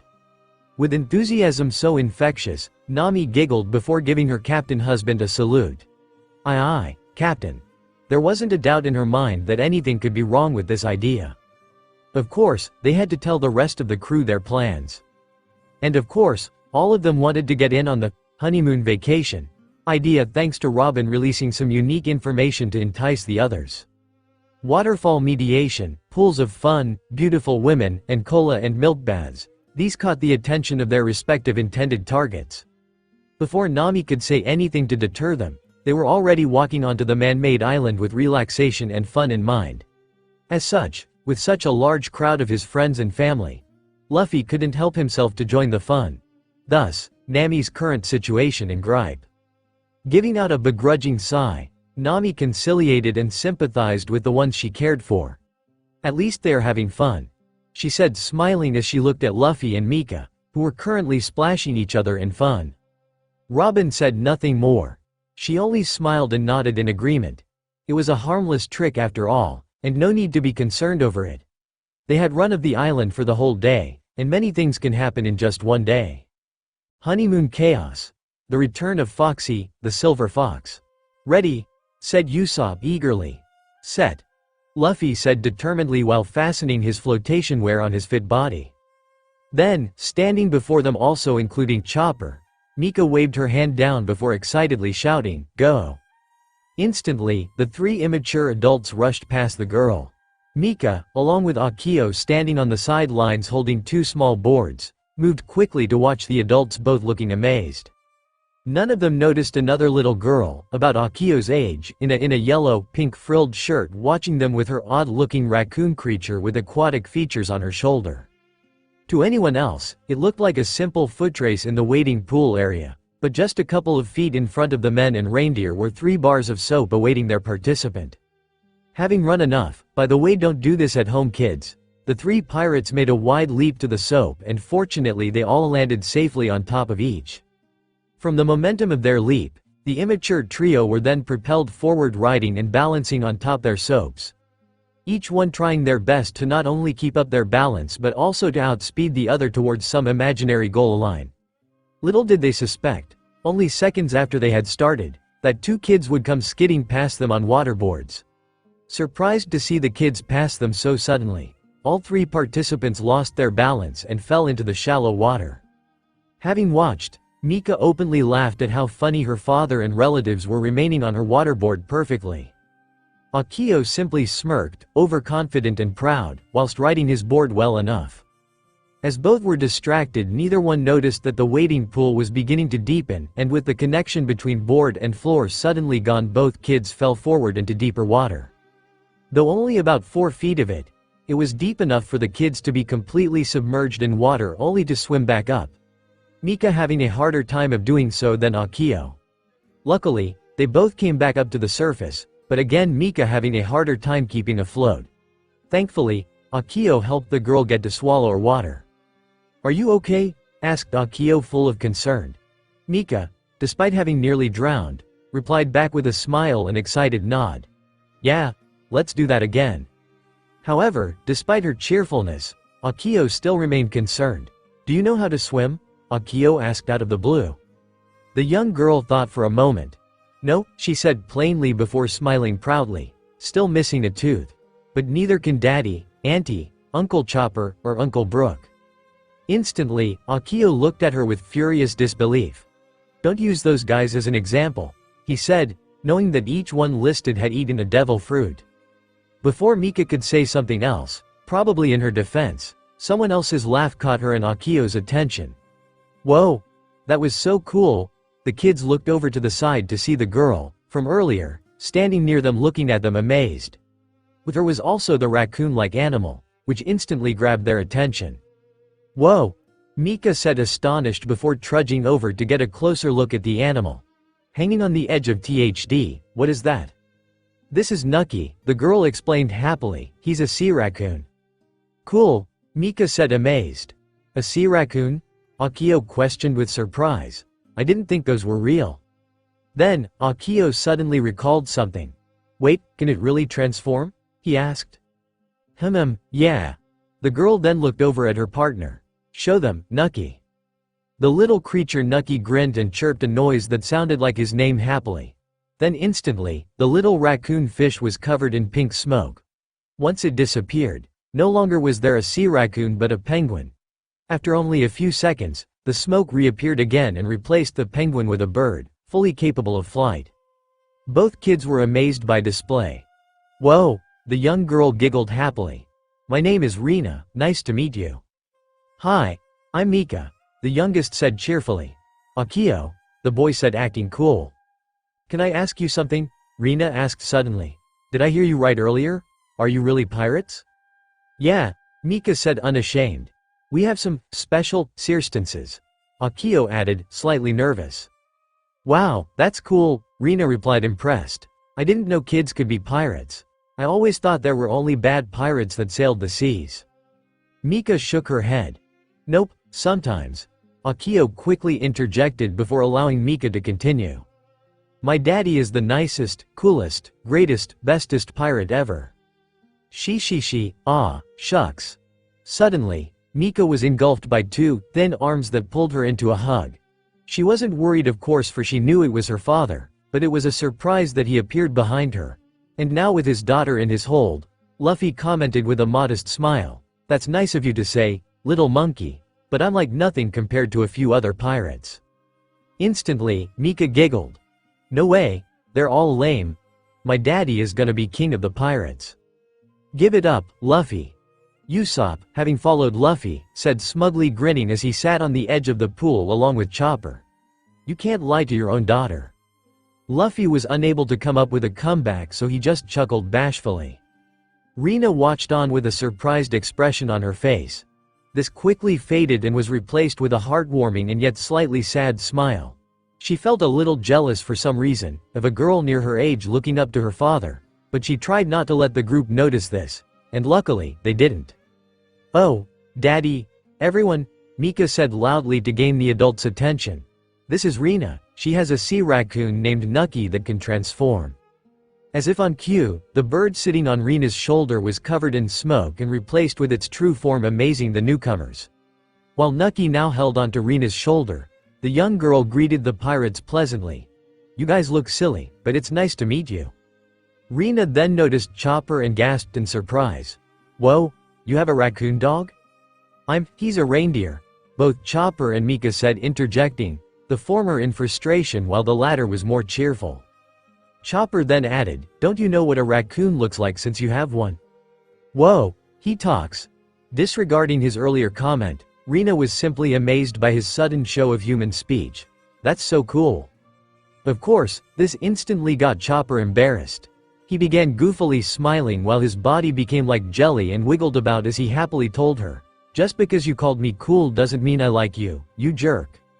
Rena laughed seeing this display. Not only could this supposed reindeer talk, but he got embarrassed and said weird things too. This group of pirates was really interesting. Then, a low thunder grabbed the attention of the group. They all quickly looked up wondering if maybe there was a storm oncoming, and while they did see a storm cloud, it was oddly only one, fairly big cloud. As another low thunder rang out, something dropped out of the cloud. A small, pastel green-colored sphere. Immediately, Usopp caught the thing before it could reach the ground and held it up looking at it closely. "What's this?" Hail, interested as well, Akio noticed another ball falling from the cloud. Quickly, he attempted to catch, but it coincidentally landed in his open mouth. And upon landing inside it, Akio made a remarkable discovery: it's candy. Everyone gasped. Immediately, everyone began trying to catch the falling candy, now nearly pouring like rain, with their mouths. Taking advantage of her father's height, Mika climbed on top of him and sat on his shoulders. Of course, Luffy didn't mind and continued to catch candy. It was certainly a sight as people quickly noticed the phenomenon, with a few attempting to catch their own candy goodies. Those among the people watching on were Nami and Robin, the former looking confused at the odd weather. "Candy rain? I've read that it is natural occurrence in this part of the Grand Line," Robin said, informing her friend. "As we get closer to the New World, we may see even odder marvels like this." "Great," Nami said, sounding less than thrilled over the prospect of even weirder things to happen. Probably not many of them being good either. At least this was harmless, more or less. As Nami and Robin watched the scene, a man along with a parade of meals approached them from behind. The man himself was very non-threatening, dressed in a suit without a jacket and a penciled thin, curly mustache. He wore a gentle and professional smile as he soon addressed the two pirate ladies. "Madams, your order is ready." Hearing him, Nami looked back. "Thanks, just set it all by the table," she said, pointing to the one next to them. Immediately, the dirty blonde man waved for his group to set the table. While he led his men to this, he again spoke to the ladies. "I hope that everything is to your liking," he said, smiling. "Well, it's a good snack for my husband," Nami replied amusedly. Despite thinking how odd her wording sounded, the man kept his professional smile. "Of course, should you need any more cuisine, please feel free to visit our buffets located within Spa Island." "Yeah, we'll keep that in mind," Nami replied, knowing full well that Luffy would likely visit and clean the joint of all their food. Good thing there's a lot of entertainment. And as always, the man said, giving a polite bow towards his patrons, "If you need anything, do not hesitate to ask anyone, including I, the owner, Doran."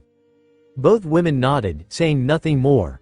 As Doran and his staff took their leave, leaving the carts of food behind, Nami got up from her chair and walked out towards the pools. She was heading over to where most of her crew and family were currently, still catching candy. None of them had noticed the arrival of their food. Once she was close enough, while not entering the pool itself, she called out to them. "Luffy! Guys, food's here," instantly. The guys heard Nami. "Awesome!" shouted Luffy excitedly before taking off with Mika on his shoulders. Usopp and Chopper were just as excited and followed after him for the food. However, Mika didn't seem that interested. "Daddy," she said, looking down. "I don't want to eat, can I play some more?" Luffy immediately stopped. "Oh," he said, surprised but calm. He picked her off his shoulders and placed her down. "Have fun." Mika grinned back and then headed right back where she had been previously. Akio, who also had not been hungry, and Rena seemed to have been waiting for her, and Mika was happy they did so. "Let's play some more," she told them excitedly. From where she stood, Nami watched everything happen with cat-like curiosity. As soon as her husband was close by, she immediately asked him, "Is Mika not hungry?" Smiling, Luffy nodded. "Yeah, she wants to continue playing with her new friend." "Oh, if that's all," Nami said, feeling a bit anxious. "Yeah, she'll be fine," Luffy stated confidently, sensing the anxiety within Nami. Feeling a bit reassured, Nami smiled back softly. She reasoned that she was just being overprotective. This resort was a huge place, but nothing bad was likely to happen. Security it had. Now feeling calmer, she joined Luffy and they headed to their table where much of their group had gathered except Zoro, Sanji, Frankie, and Brook. Nami was sure that Mika and Akio would be fine on their own for a while. Yahoo, Mika, Akio, and Rina continued with their fun after Luffy and the others left. With so many different water attractions, the kids would no problem finding something to do. Currently, the three of them were sliding down one of the many water slides within the resort. Though Mika and Akio were in swimsuits, Rina had no problem getting her clothes wet. It also helped that Nucky could transform into a large enough aquatic creature, a mini Yagura bull to be precise, that allowed her to keep mostly dry. Of course, she shared this experience with her new friends as well. Mika especially enjoyed riding Nucky, as she didn't have to worry about swimming in the few pools that were deep at the bottom of some of the slides.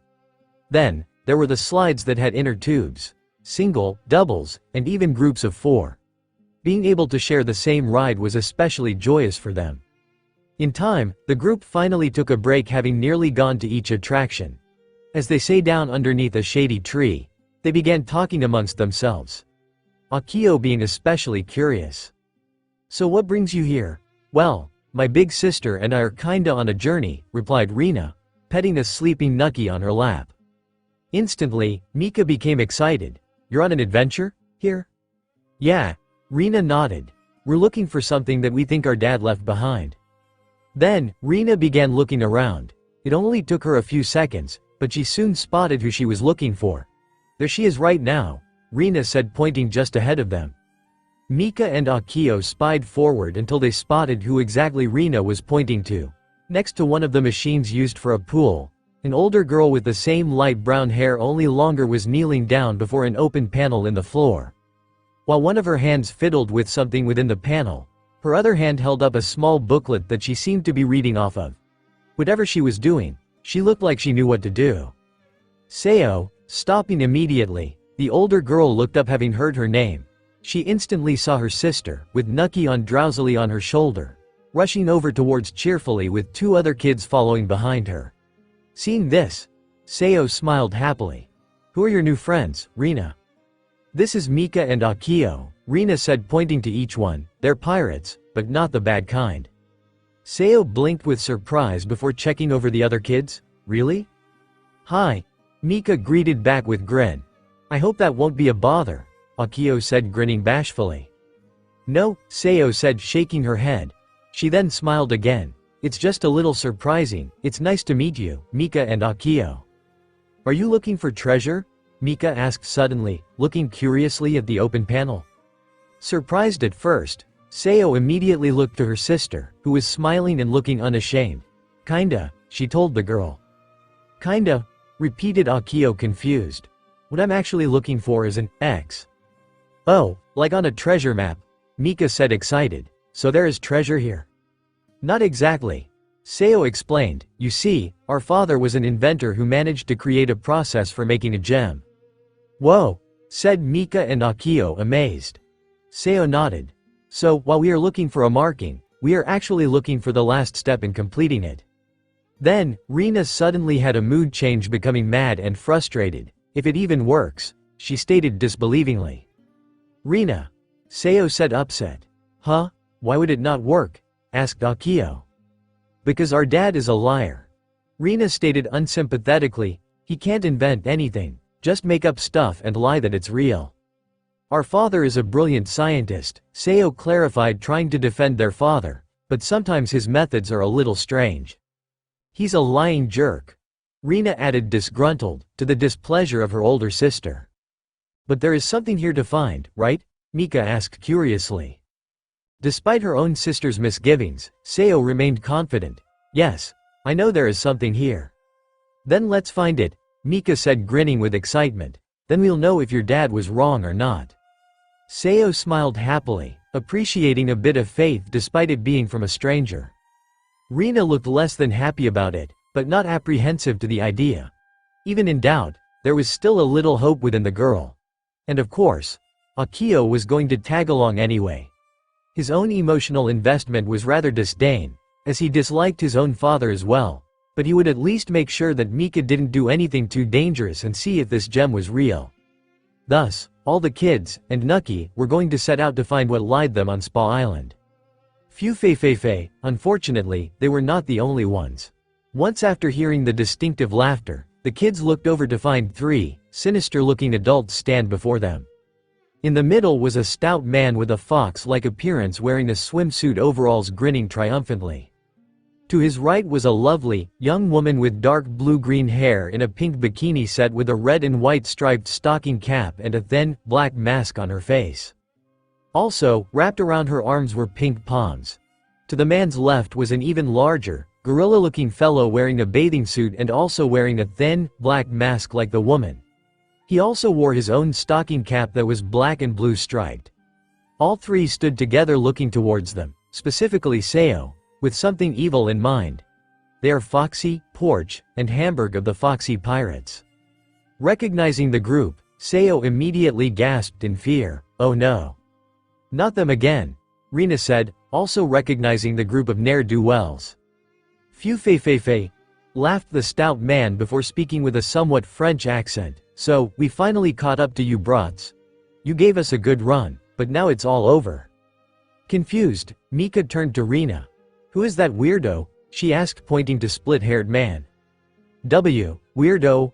Instantly, the insulting description damaged Foxy's ego like a spear. This then instantly brought him into a depressive state that seemed to almost literally make a depression into the floor itself as he felt low. She called me a weirdo. "Boss." Immediately, Porch came over to her leader's aid. Akio stared at the man surprised. Wow, what low self-esteem. Porch then began trying to soothe and boast the man while the other man just snickered to himself. "Don't think much about what she said, boss. She's just a brat, she just doesn't know any better." "She doesn't know you," Hamburg said before snickering. Luckily, the woman's encouragement worked. "Ah, you're right," the short man said as he returned to his more confident state of mind. "That was quick," Akio said, even more surprised than previously. "Listen up, you brats," declared Foxy as he pointed his finger at the group. "The name's Foxy, the Silver Fox. I am a notorious and infamous pirate who sails through the treacherous Grand Line, and I." When Foxy finally took notice of the kids, he found that they had all vanished from the spot. "What the hell? Where'd those brats go?" he shouted in shock and anger. "Boss," Porch shouted quickly. She then pointed out the kids fleeing, heading towards the building. "They're getting away." "Not for long," Foxy stated angrily.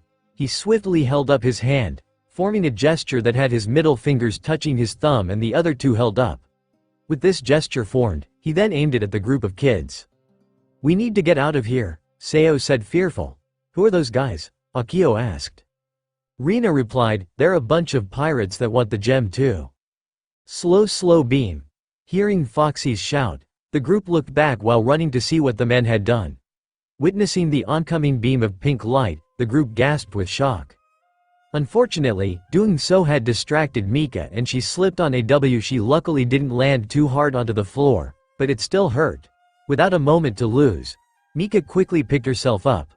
"Wait for me, guys," Mika said, suddenly confused. Mika had expected for her friends to be ahead of her, but instead they were only a few inches away, and moving very slowly for some reason. They were even screaming slowly. "Huh? What are you guys doing?" she asked, still confused. "Phew, it's no use." Mika turned around as she heard the man's voice. Foxy and his compatriots were walking over with the small man smirking arrogantly. "They have been caught by my slow beam, and they won't be able to move normal for 30 seconds. That's, Mika said as she looked at her friends surprised. Seeing how they were moving so slowly, she then looked back at the group of pirates amazed. "So cool." The sudden praise made Foxy stop in shock. Really? He asked, hopeful. "Yeah," Mika said, happily grinning. Foxy looked stunned at the girl. "I can't believe it." He then fell to his knees in rapture. After a lifetime of mockery and scorn, a child, a total stranger, had complimented me. "Boss," Porch said, happy, tearing up. Soon, Foxy began shedding his own tears in joy. I know that I have my crew to always support me, but to hear a child say that I'm cool." The man paused a moment as his emotions nearly made his voice crack. "I don't think I've ever had such a moment in my life.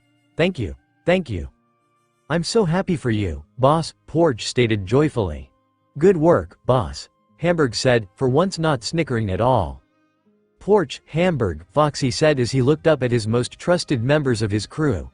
His tears fell more freely now as he then hugged his crewmates. "You guys are the best," he cried out. Becoming emotional as well, Porch hugged her captain back. "Boss. Boss," Hamburg said, hugging the both of them. The three crewmates hugged it out for only a few seconds more, relishing the joys shared by their captain. Though this was a momentous occasion for them, they did remember that they had a task to do. "Okay. Enough of the sentimental stuff," Foxy said before ending their moment to address the kids. "It was nice of you to say that, girl, but that won't stop us from." Foxy had expected to see the kids, -1, still slowly trying to flee, but found they all were gone. "What the hell?" he shouted with shock. Immediately, Hamburg started snickering again. "They escaped," he said before snickering. "Down there, boss," Porch shouted and pointed. Not too far was all the kids running, no longer in slow motion. "Curses," Foxy said angrily. "Hurry, after those brats." The Foxy Pirates 3 immediately took off after the kids, determined as ever to catch them and achieve the goal of making a gem and becoming rich. Though what none of them may have known, but their shouting had attracted someone's attention. Nearby had been the waterfall bath, a place of spiritual strengthening for men who consider themselves warriors. Zoro had finished off his concentration training. While at first he had wanted to go find the others, but he had heard a commotion on the other side of the bath. When he walked over, he found that there was no one of any particular interest to be spotted, so he simply shrugged off what he heard. "Damn, noisy tourist."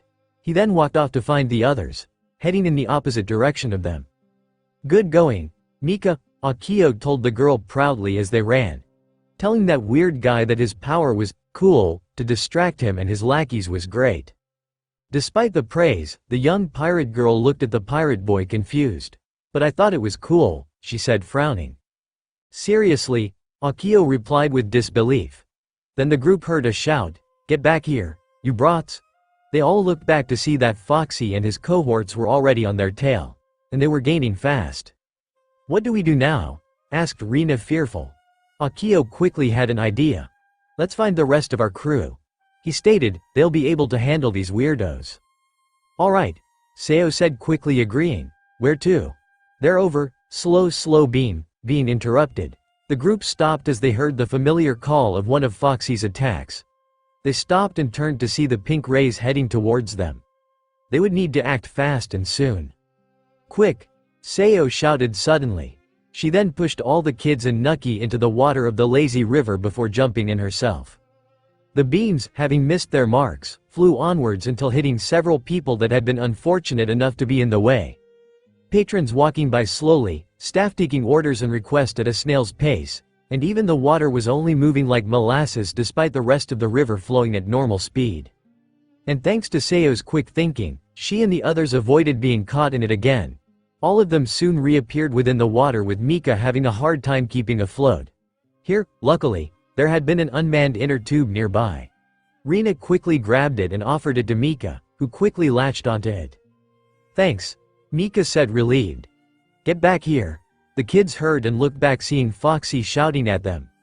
They watched as the group stopped alongside the river and then hear Foxy give out orders. "Hamburg, jump in and catch them." "Right." The gorilla-like man before snickering and jumping into the river. Being rather large, he created waves in the river as well as take up nearly all the space. "Porch, you get on the other side and then we'll trap them." "On it, boss," Porch said determinedly. Using Hamburg as a step, she hopped on over to the other side of the river and immediately took after the kids with her crewmates. "Uh-oh," Mika said, worried. "Everyone," Akio shouted as he grabbed onto the inner tube, "start kicking." Without a moment's hesitation, the others soon did as Akio ordered. While Mika and Nucky climbed onto the inner tube, the rest of their group started kicking. Immediately, and with the help of the current, the kids were propelled down the river fast. "Don't lose them," Foxy shouted before he and his group picked up their speed. Meanwhile, further down the river, one of the Straw Hats was in the lazy river as well. The Straw Hat Pirate's chef, Sanji, was also currently floating on the river. Not to relax, but to hit on or ogle the many beautiful women that liked to hang around or in the river. Much like the food buffet inside the resort, the women here were numerous and their beauty an array of subtle differences that Sanji found all attractive. Soon, he saw two ladies, both unattended by any man, and took his chance. Of course, his charm and chivalry were an immediate turn-on to the two sweet, innocent ladies who hardly knew better. It would look like Sanji would finally achieve his goal in swooning two true loves in one day. While Sanji spoke with the ladies, he caught in the corner of his eye a group of children speeding by him and his new lady friends. He couldn't see them clearly, but he could hear one of them shout out something. "Hurry, they're gaining on us." Sanji quickly recognized the voice. Mika, concerned, he immediately drew his attention away from the ladies, a potential first for him. He tried to quickly spy his niece in name only but found that the group he had caught sight of was already gone, having turned the bend already. "Come back here." Hearing the new voice, Sanji took a look back to catch sight of a large, gorilla-like man swimming past him as well as a stout man with a split-fashioned hair run by him on land. He also spied the blue-green-haired woman on the other side. Of course, he recognized this group almost immediately. "Porch," he said astonished, "and those other two weirdos?" None of Foxy Pirate Group heard or even noticed Sanji. They only continued to chase the group of kids. This concerned Sanji greatly. Why are they chasing after Mika? He asked to no one but himself. Then, he had a thought. Did they somehow learn that Mika is Luffy's daughter? Mr. Sanji, spoke one of, "My apologies, ladies." Sanji said immediately apologizing, behaving like a gentleman. "I need to take care of something." "This way," Akio shouted as he led the way inside. Eventually, the kids had left Lazy River. And of course, Foxy and his group were still following after them.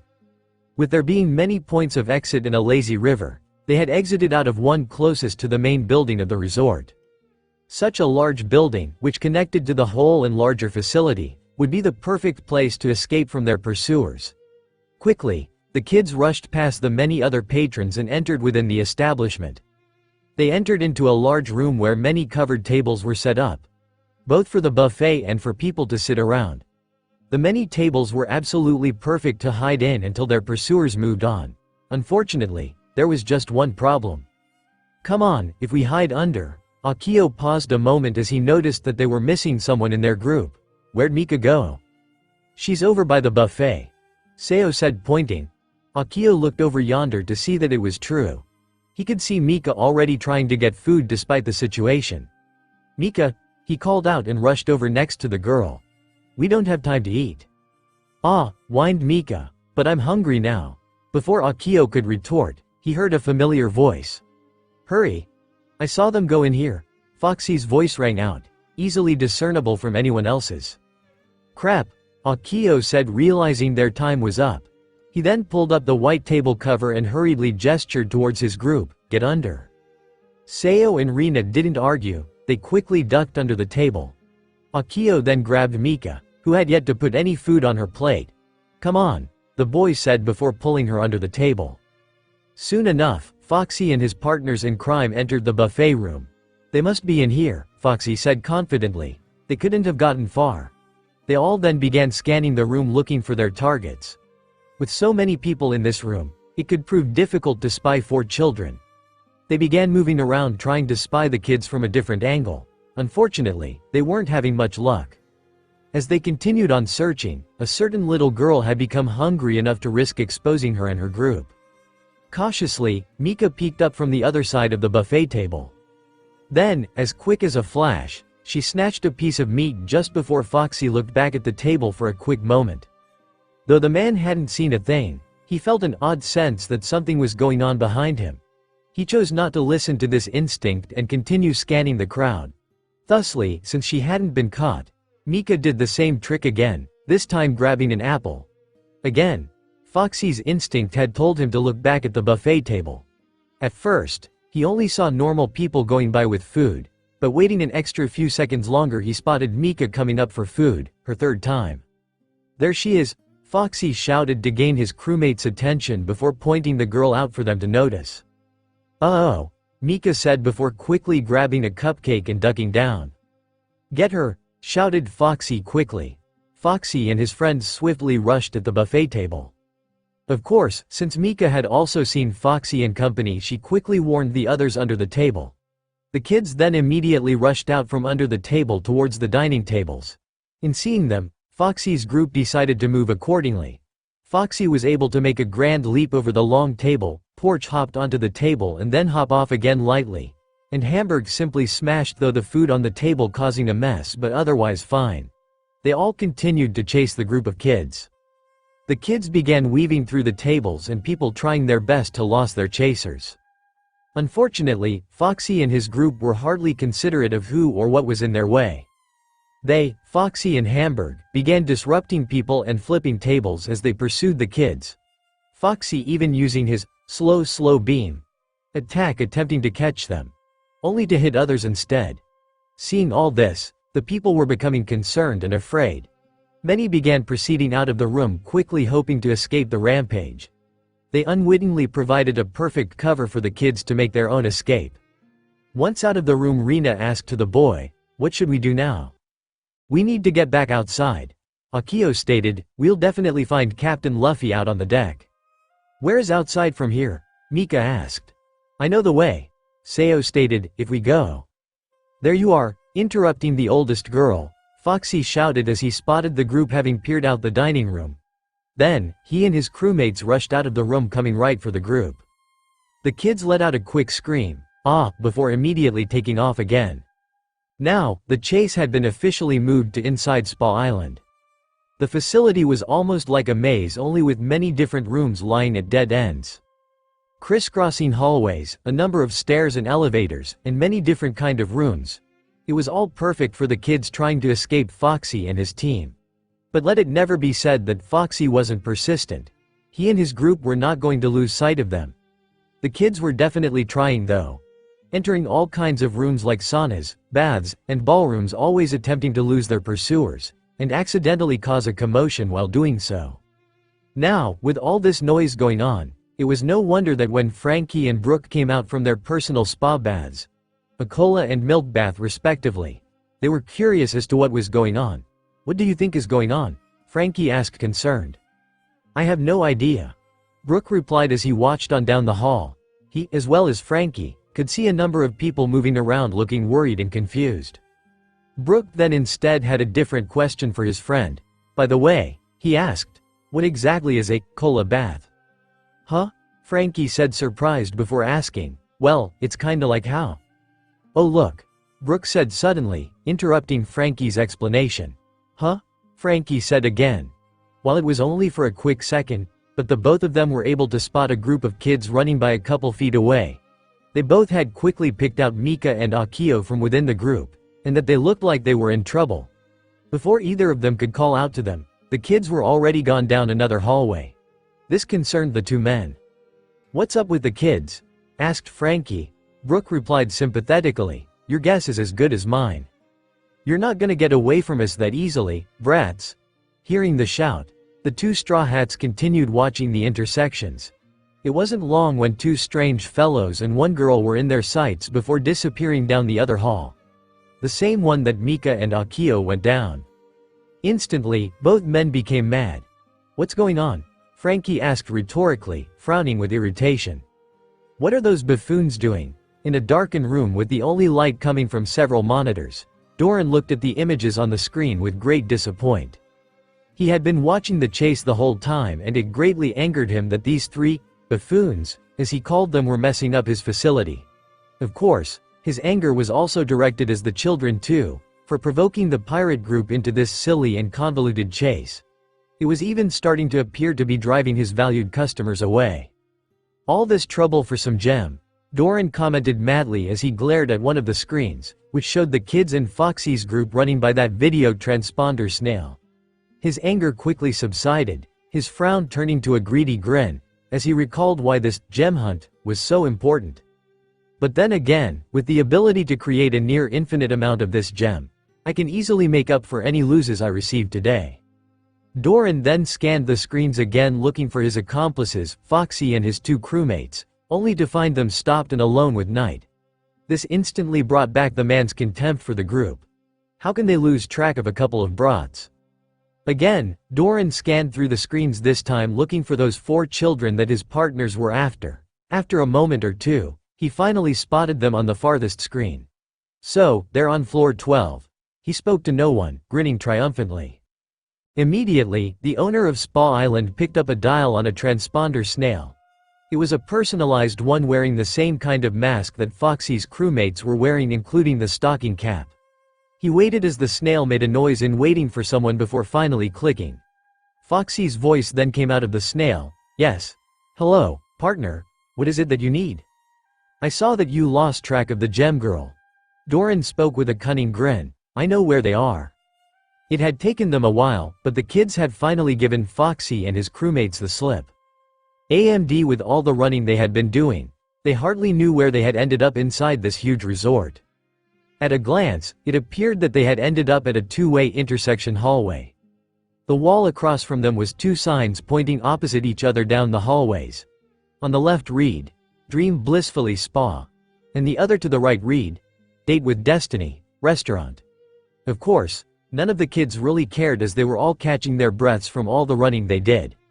After a while, with their energies restored, the kids were ready to go. Hold on. Akio said, stopping everyone from moving onward, we need a plan. A plan? Repeated Mika confused. Why? We already lost those guys.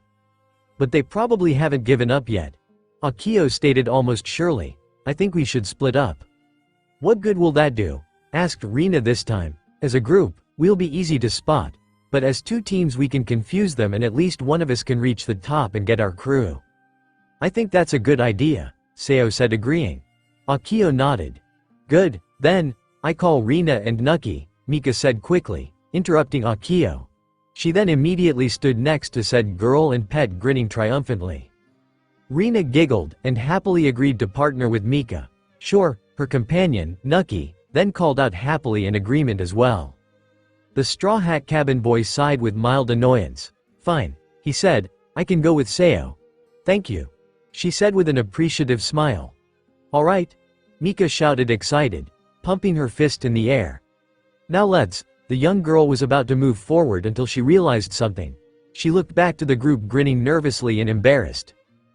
Which way should we go? Instantly, Akio placed his hand into face with disbelief. Just, pick one, he told her nettled.